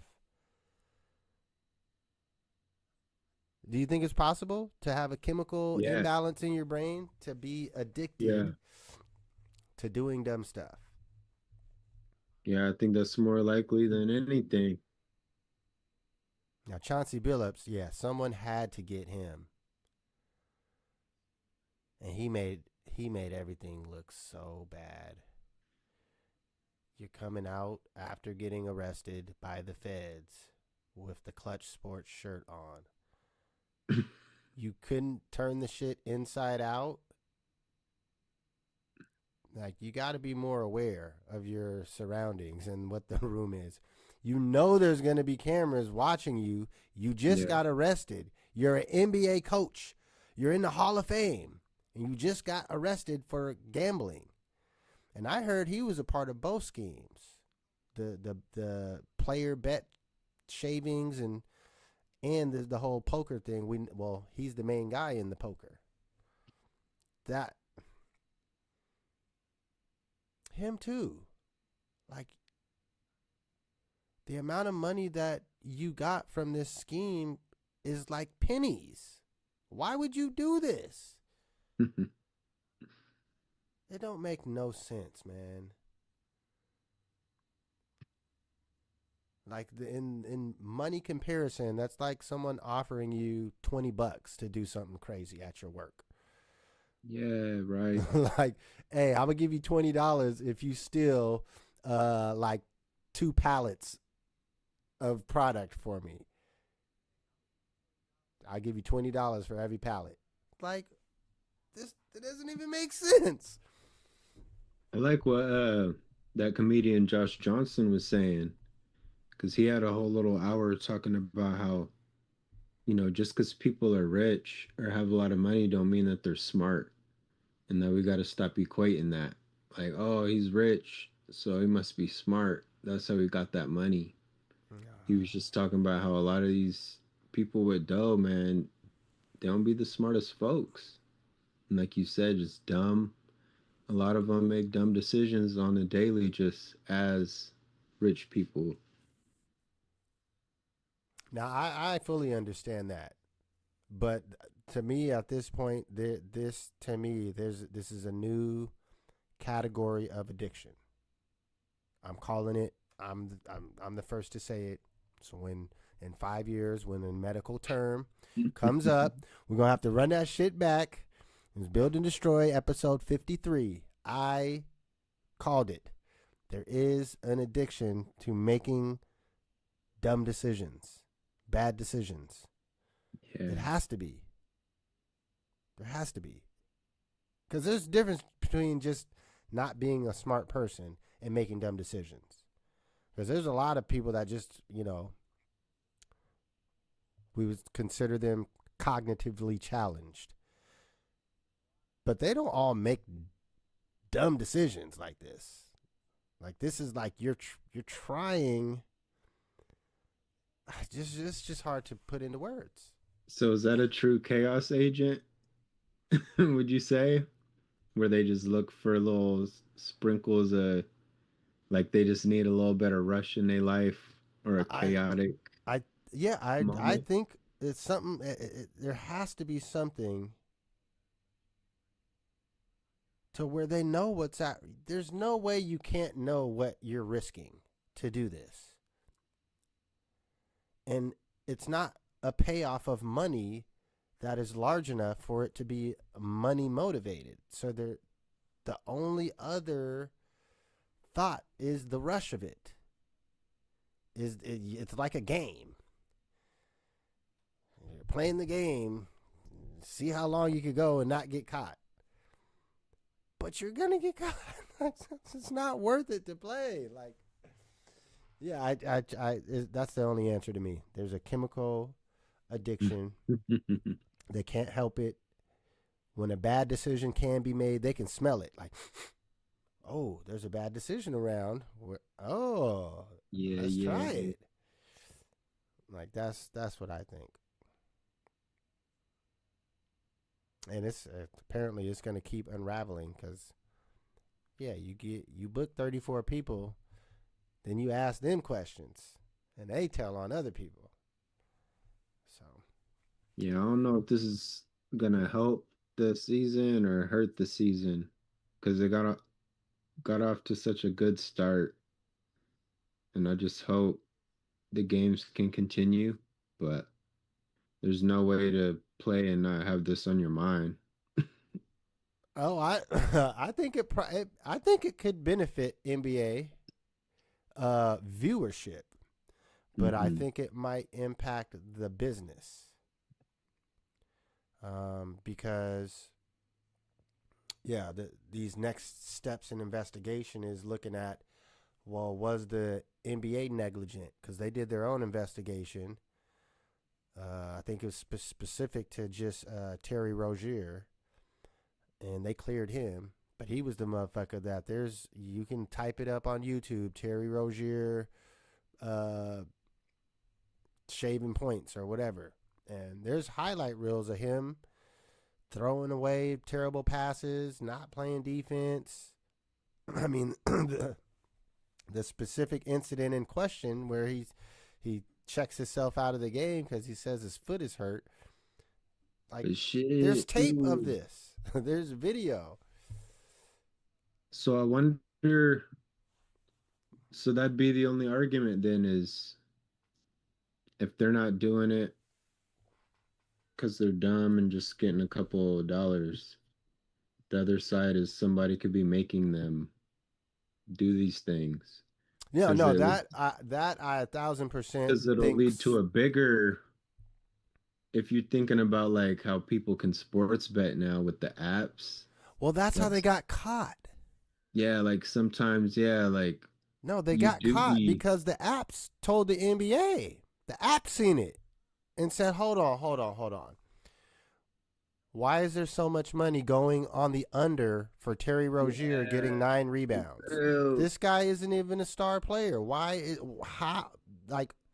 telling the NBA, because this is an anomaly, there's no reason there's more bets going into this Terry Rozier and 9 rebounds than there is going into Golden State beating Dallas. Like,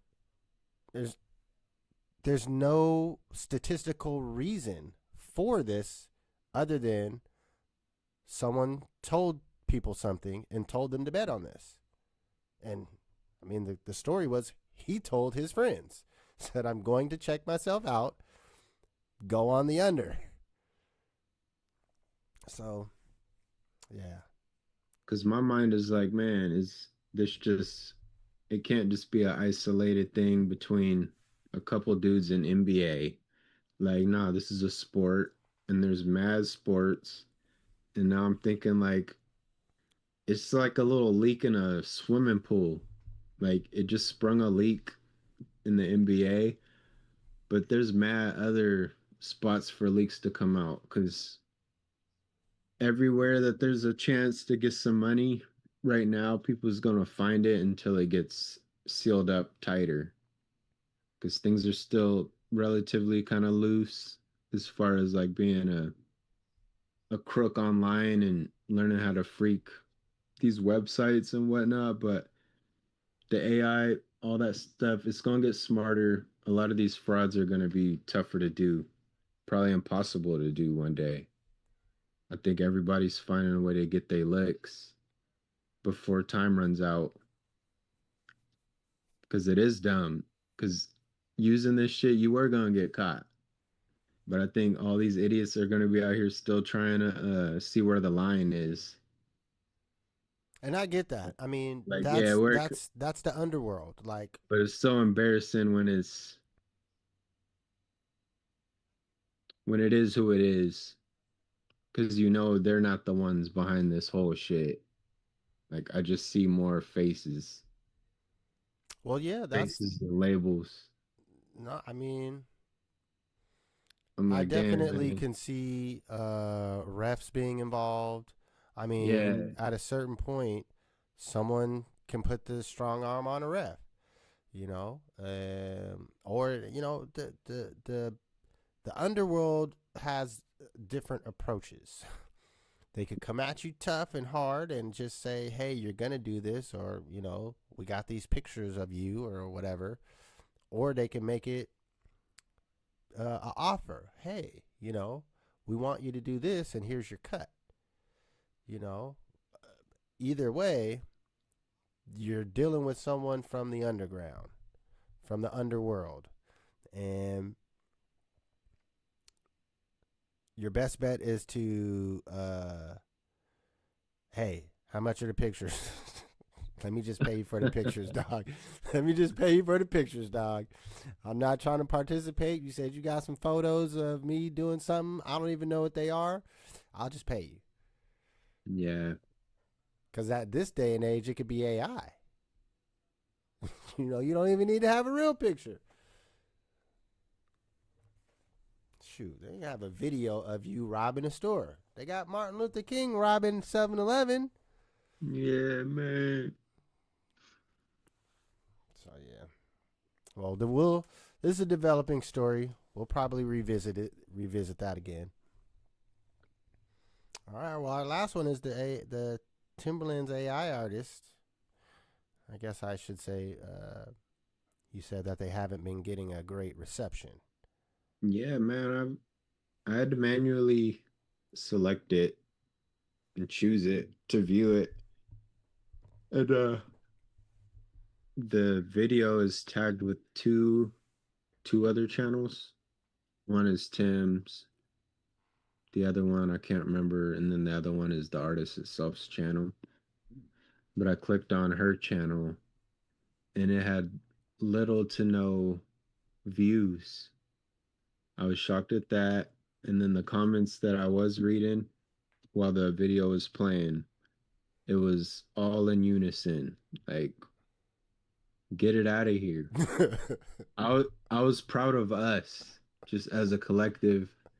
If Rejecting that. all the shit that's going on in the world, like at least in the Timberland comments, like we got unification for like a good cause. Now, I couldn't really was there a find bunch of videos, or was it just like that one? Yeah, first she has single? that. Yeah, it's that teaser one, and then now the official one.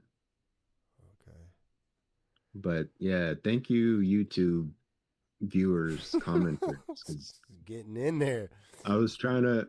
You always try to find you in the comments, and then if you don't find you, then you put you in the comments. Like nobody said what I was gonna say, so I'm just gonna put it. But everybody says what we feel in here in the streets about this shit. It is slop. That's the term, is AI slop. Okay. Yeah, the internet is quick to give a new term to some shit. That's a good one, though. I can rock with that. Yeah, I don't know what he expected. I really don't. And the lyrics, I mean, there ain't no reason to critique the lyrics because they don't have a chance at being, you know, it's just a bunch of terms, just whatever recent popular terms that we use are all just jumbled in there. No rhyme or reason. Look, this is where this gets back to, just because you got money don't mean you're smart. It's like, Timberland didn't read the room. You already had a fiasco about the beats before you continue down this road of your label is going to be AI label. Like, the room told you, we don't want this shit. You got caught jacking producers' beats to the point where you had beat tags in the beat from other producers. Come on, son. Yeah. We told you no. That means don't do it. Now you just said, fuck it, I don't care. And I like that rebel shit, but this ain't being a cool rebel, man. It's not a rebel with a good cause. No, you're just you're digging your own hole. Which Shouts to Hit Boy and the Alchemist, their project. Can't remember the title, but orange cover. Played that. Goldfish. I did play that. It's the Goldfish. All the way through. I'm proud of them for being producers slash writer, rappers, and Listen, man, yeah. Sometimes you got to draw the line on who you're making shit with. Sometimes you just have to. So I'm speaking about, I heard that Hit Boy is making an album with this streamer named Neon, who is notorious for saying racist shit. Like, that's how he blew up. He's this little wimpy kid. He's probably like 20 something now, but he's like Like it's in the making. I saw like a faux album cover that was like Neon plus Hit Boy, and it looked like they had their pictures on it together. I guess I could do a quick internet sleuthing.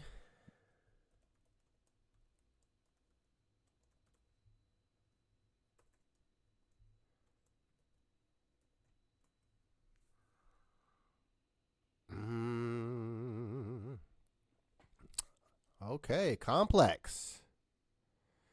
So this viral streamer Neon is dropping his biggest project yet with Grammy winner Hit Boy by his side. He previously worked with Iggy Azalea in the metaverse. And yes, there's definitely a picture of this nerdy kid standing next to Hit Boy. And yes, he's definitely not a kid no more, because you can see he's got 5 o'clock shadow under his shaved butt naked face. Okay. Yeah, and this is recent. Roll out anything but traditional. October 13th, he launched a 2-day live stream, giving fans a look into the studio sessions. Yeah. So yeah, then Hit Boy just recently got released from his label or whatever, and he's independent, and it sounds like now he's just looking for bags on his own, like getting money however he wants to. Listen, I'm going to read you from this article. Hit Boy's involvement brings decades of hip-hop credibility to the table. So this is the point of having him involved with the project. It gives you credibility in hip-hop. Yeah, that sounds like we paid him to come do this and give us some clout. Yes, but to what you said, the veteran producer isn't limiting his creativity to the past. I feel like I just got out of prison with this new music, he said, referring to the recent release from his predatory 18-year publishing deal. Mm-hmm. That's exactly what you said. So yeah.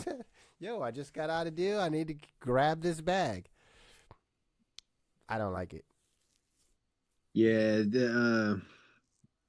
I hope he knows who that is, and that it wasn't just. I hope he still has control over his stuff, even as an independent person, to where he can monitor and see these offers that's coming across, so we could yay or nay it, or at least get a heat check on these offers that come up. Because I like how I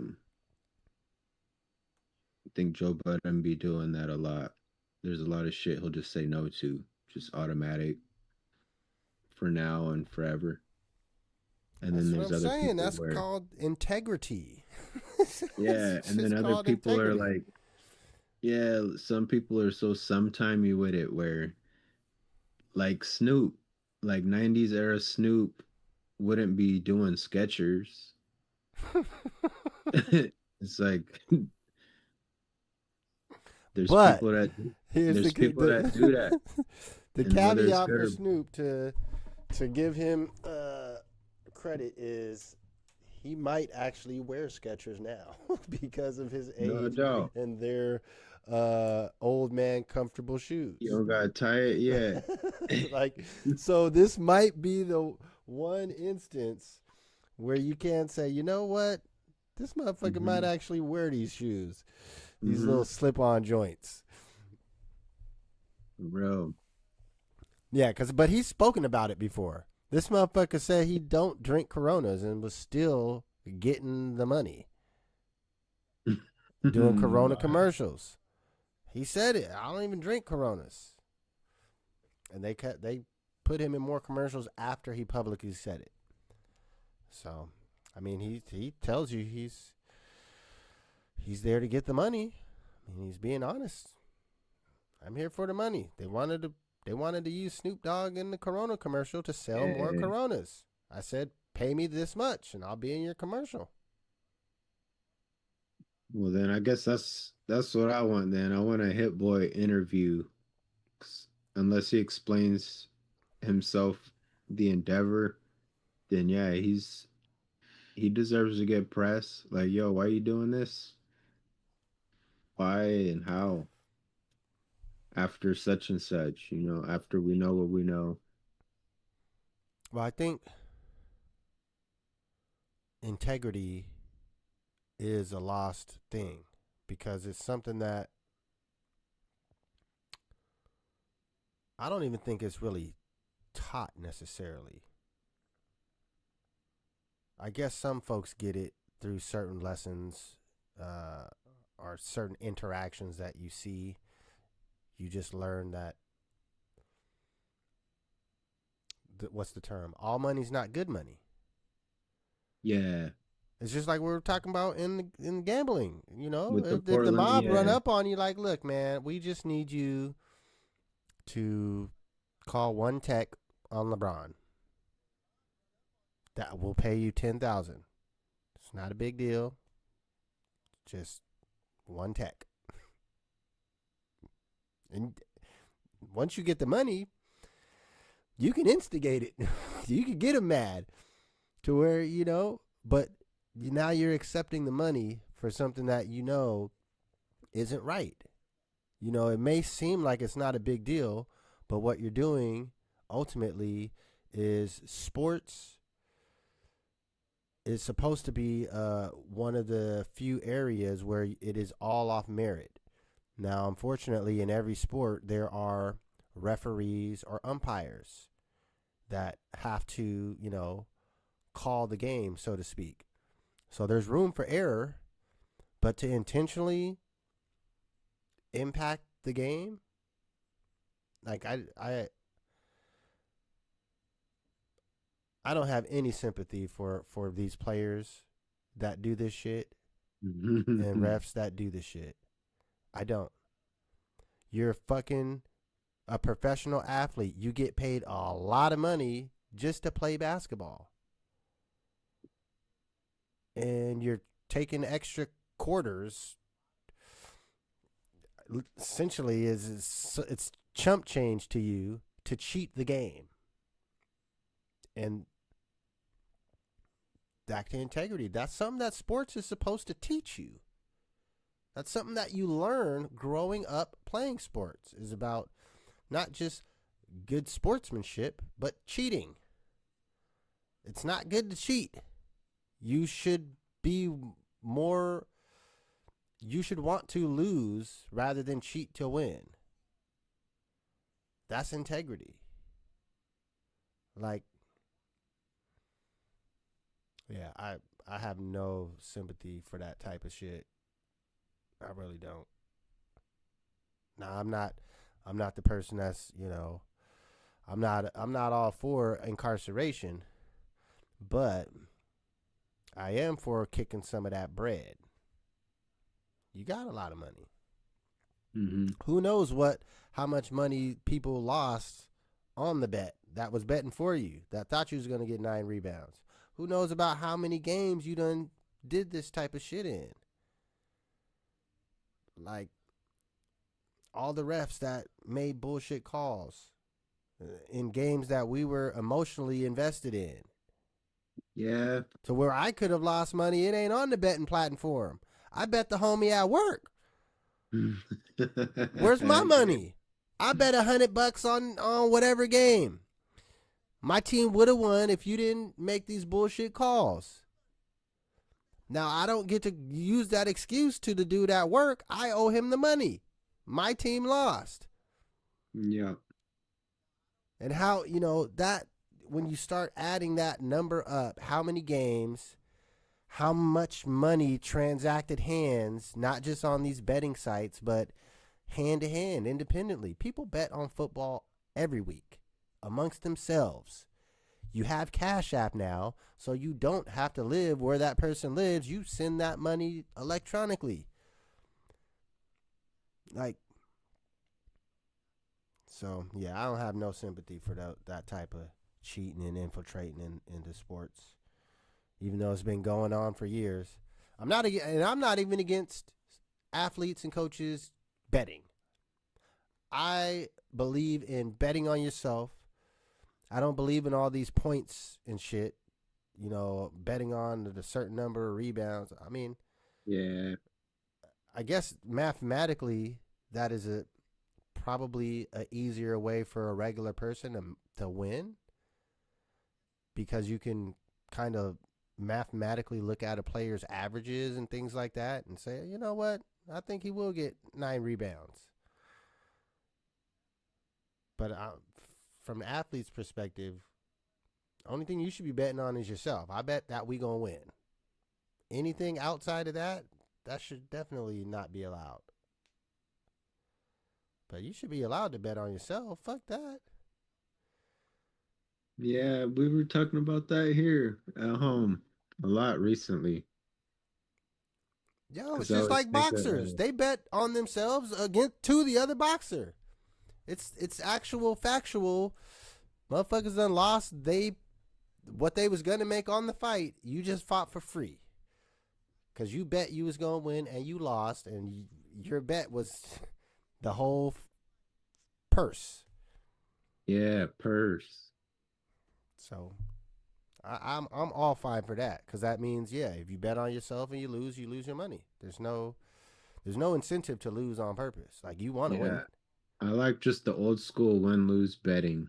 Yeah. Yeah, when they try to bust it down to the metrics now, that shit, it's messy and it could backfire.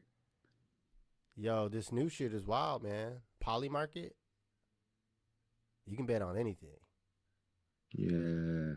No, I'm saying they just opened it up into the U.S. or back open. Like, it's a website. Like, you can bet on anything. Like, look, I'm gonna pull it up because I was looking at the shit. We'll end with this just to give folks an idea. Let me go to new. So they got, of course, NFL and UFCs. They got the Netherlands parliamentary elections. You can bet on this California billionaire tax, whether it's going to pass or not.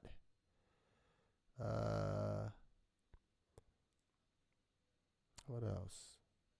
Will OpenAI be the #1 free app in the U.S. Apple in the App Store by the end of the month? And this is just the tip of the iceberg. You can sort it by geopolitics, sports, culture. Let me do culture. See if they give any. Yeah, what's an absurd one that the everyday viewer wouldn't think of being able to bet on? Will the U.S. confirm that aliens exist in 2025? You can bet on this right now. There's 3 million people that got money on this. Or there's $3 million that's been bet on this. Everyone, essentially, it tells you the odds. Well, the odds change based on when people bet. So for that, it says a 3% chance. That means pretty much everyone is betting no. They're not going to say that, but then there's 3% of people saying yes. So if they hit and the government does say yes, whoever bet yes is getting papered out. What's the number of views on Mr. Beast's next video in the first week? Will it be less than 70 million or more? Time 2025 Person of the Year. Will it be artificial intelligence or Pope Leo the, what is that, 14th? How many tweets will Elon Musk have in October? Like, this got wild shit on here. It really does. Will Jesus Christ return in 2025? And then I think once you sign up for this, there like it's got wild stuff on here because I think there's a way to like pay to have your own topic. Okay. Is the Earth flat? No. How do you find? Yeah, I don't How, know how how are you it supposed to turns out. explain? Yeah, if these people don't, if they can't be swayed by now, I don't know how. Yeah, but this, I mean, yeah, it's got everything. That's culture. What's mentions?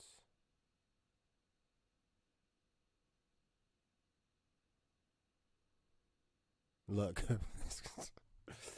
what will Powell say during October press conference? Inflation 40 plus times or inflation 50 plus times? Yeah, this is wild. I just started learning about this.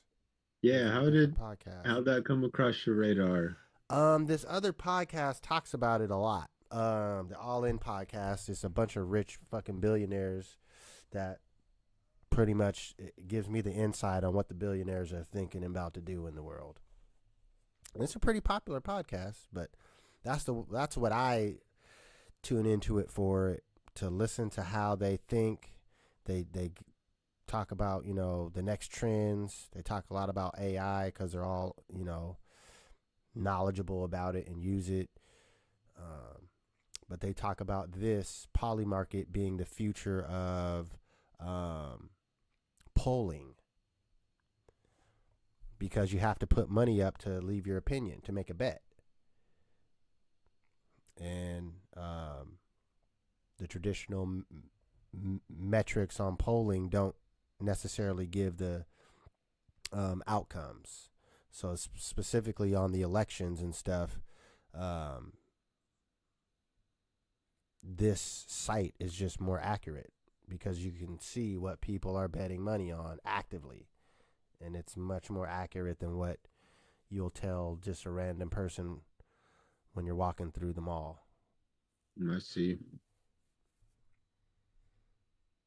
And yeah, and I heard they're going to try to roll, well, their talking point was this is going to eat a lot of other businesses, like just general sports betting, because this is more simplified.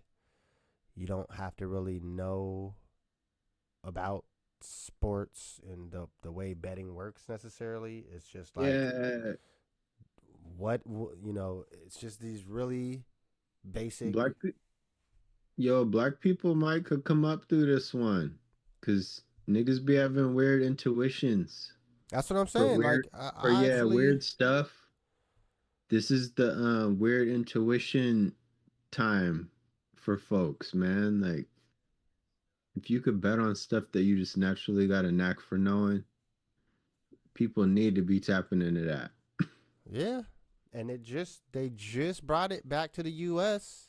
I want to say within the last few weeks. Yeah, because essentially, the U.S. they had to pass whatever regulations or whatnot. But yeah, I mean, I'm on the website now. You can definitely connect and send money and set up an account and start betting on whatever you want. And also, I mean, yeah, what Can they you were referring to. separate them by, I guess, duration, or some of these like same day, or how does that work? How Yeah, there long? are. I haven't dug into this enough to know 100%, but you can sort it by category, and then you can sort it. Let me see, newest, frequency. So yeah, you can toggle to just daily ones, Okay, yeah, or ones that are like yeah. Some of them ongoing. even for the long haul form of a bet. And what's good about this is you can cash out at any point, whether you're at a loss or a win. So you don't have to wait until like Oh, okay. like Yeah, you for waiting for flat Earth, like they've been debating that forever. So you gonna be betting forever. yeah. Well, I don't even know how that would actually. I How do you don't get know. to the result? Like For when? that one. Yeah, Yeah. when does the cash out happen? That was the most absurd one on there to me. Will Trump pardon Diddy by October 31st? Yeah, like that's a solid bet. That's like a barbershop bet. Yeah, but that's 5 days away. But yeah, that's Now, if you say by the end of the year, that's different. yeah, like what is that the day of something? Like No, it's just the end of the month. the last day before something, don't be knowing. No, because I switched it to the daily, and I think that daily it has a lot of end of month stuff. If I'm looking at this right, yeah, because it's got a bunch of things that say by 31st. There's a higher chance of North Korea launching a missile by the 31st than there is of Trump pardoning Diddy. Mm. There's a 22% chance of a missile launch by November 15th. That's 3 weeks away. 22% is a high percentage rate. But there's not a lot of people that This bet is on that. almost That's yeah. $6,000 in volume. That could have been 2 bets. This is real gambling. This is like being able to bet on the National Enquirer stories. Those stories that were in that book growing up Oh, yeah. about a cashier. The Now you Enquirer can would look have and see. It lets you dig into this too. Now that I'm looking, yeah, when you man. click on it, let me see. Oh, it shows you like the top 10 on each side that bet yes versus no. Why would all these people bet yes? Oh, no, that's got to be a bot. That first one. They bet $1,500 that North Korea is going to launch a missile? That's wild.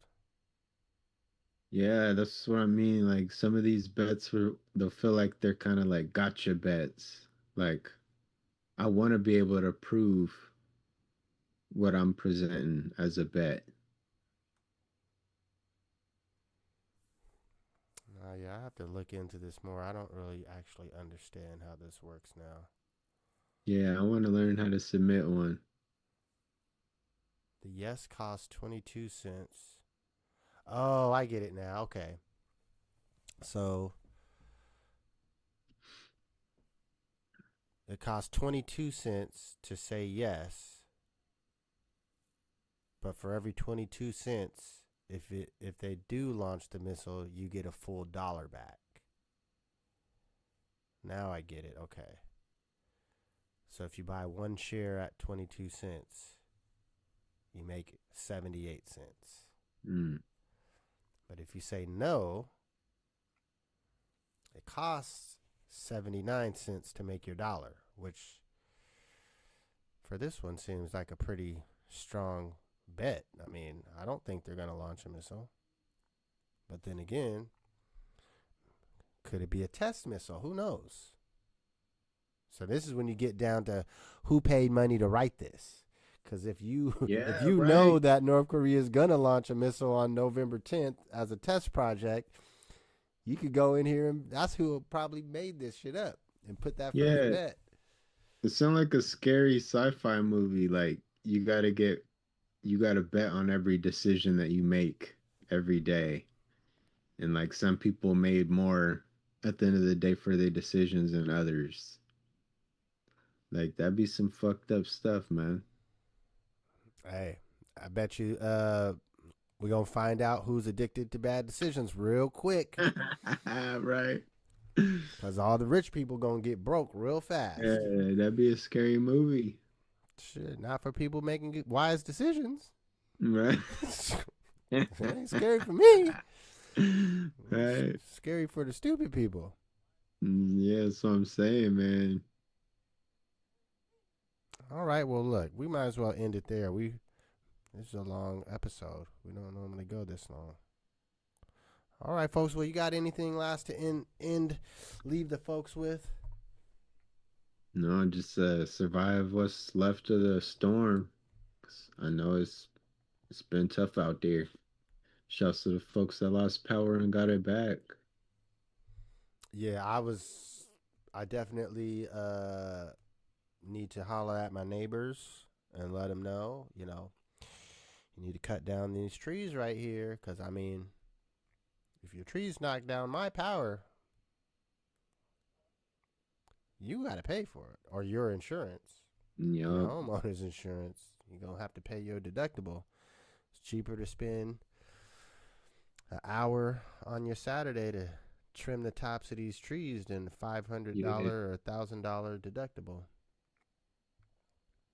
All right. Well, that was we like that. For sure. We'll be back next week, around 5 p.m. We appreciate everyone stopping through. This is the Build and Destroy show, and we